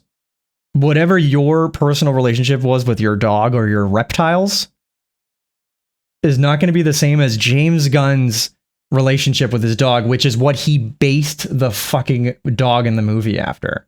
He even says that. He's like, I had a dog and it was young, so it was wild. So I wanted that young, stupid dog to do dumb shit and like hurt Superman when he doesn't. You know what I mean? The dog I had was 10 years old and he just sleep all day. That's not the relationship I want with a dog. I want a dog that's docile, knows how to go outside and pees in the grass instead of the couch. Yeah, it's a Superman movie. What do you? I want to see their opinions on films more. We might do a part 2 of this. No, I put you through enough. I apologize. We knew this was going to be long. I apologize to you too as well, viewer, if you're still there, one viewer. that always needs to be highlighted in the right way. And I just felt like Superman was so callous towards Crypto. I didn't like that. And I thought also Crypto was very superficial, the dog itself. Dogs have... No pun intended there with super, but They have. Are we they have still an here? They have an incredible amount of depth with their emotions. They really do, and that just was non-existent. Matt, there. And I would have loved to have seen that relationship be more of the crux of the movie. Look at her. like they did. She's like, you are burying yourself. What is this moment? What the fuck are we watching right now, dude? Matt is a psychopath. Right? This is insane. Did you guys have any viral interviews? This is it. I don't know why this didn't explode. More people should be seeing this video. This is wild. He comes in and saves him at the end. Yo, But Matt. Again, you didn't feel. What do you? Can you have do you have like a 2-word They answer to asked this? me. Can we rewrite the question and put in there in bold letters? One sentence answer. Anywhere on there that says keep it short. Yes, right there. I had a lot to say. It's This is fucking nuts, dude. This is a pure meltdown. This is a meltdown. Do you think this is why the two brothers in that video, when they were talking about the Comic-Con, they're like, you guys did interviews at Comic-Con? Did any of them go viral? Because they saw this one. They're like, dude, you can't promote our fucking comic book like this. You just shat all over the new Superman movie at Comic-Con. Applied. You know what? It says it on mine. Okay. I had a lot to say now. Oh my gosh, you're done. With You're all done. that Did you said, like it or not? With all that said, I still think it was a new take, and that was cool. You know what I Had its liked own about take. it? I liked that Superman was reintroduced to a new generation. I think Right. that's a good accomplishment. I just wish a hero, some love, some kindness. That was good. introduced a little bit differently. The But I'm movie. okay with it. Did we like it? Andy is pure pissed off right now. Look at his face. This is exactly how I feel about it. Look at this. That's Andy right now. Fucking shut up, Matt. Joey, shut the fuck up. We're at Comic-Con. You can't shit on Superman here. The timing was off, or something was just off in some of these scene works. So you were not sold. I wasn't but, sold. But you liked it. I liked elements of it. Okay. I'm a tough critic, you know. I'm like a Tim Burton Batman kind of guy. Yeah. So Yeah. when that they're just I think they're two different breeds, really. Yeah. You know? Yeah. They're two different. So Andy's stuck in the past too. He can't accept a new Superman movie because he's into Tim Burton's Batman. Can I do your question? Are you sure? It's an easy one. Are you sure we might be here for a while? All right, my question Actually, is. can I get another one? Oh no! For the love of. I have an easy question. How do you feel about the political environment in the Okay. country? No, my Oh, question is, We're what done. is your song of Shoot the me. summer? That's my question. Patti LaBelle. No, it's Patti LaBelle. Stir it up. What? That's yours. I love that song. But my song of the summer, this summer, you know, She's a Bad Mama Jamma came back and it trended and everything. Like, What? You Yes, just said dude. this summer, and then you yes, what is your song of the summer? bad mom. So, what? Mama Jamma. That, So like this girl thinks this is like cute and funny. Like this is their shtick. It's like these guys are like really angry at each other. Like this is an unhealthy relationship. It's uncomfortable too. Yeah. Like they're not having a good time. They're like, yeah, we love each other and it's a good time. You're selling a fucking false narrative, guys. We can see right through it. You guys are mad at it. You need to take a break from each other. that's the thing. It's the. Yeah, but I said Patti LaBelle, and you were like Patti LaBelle. This summer, as if you were going to go into something current, no, I don't. and need then to you go. regurgitated No, but no something one's- from the same How does this period that I end? They're just like, all right, thanks. Like after all this happens. was going from. Yes, but the song has reemerged in all of the kids because I have teenage daughters and everybody like love this song. And it's so funny because I love this song since I was a little kid, but it's come back, so we've been blasting that a lot this summer. I love seeing your brotherly bond still. And I guess There is no bond there now. The bond has been broken. This is a snapped chain. This is not a bond anymore. This is like an unhealthy codependent relationship. Codependent.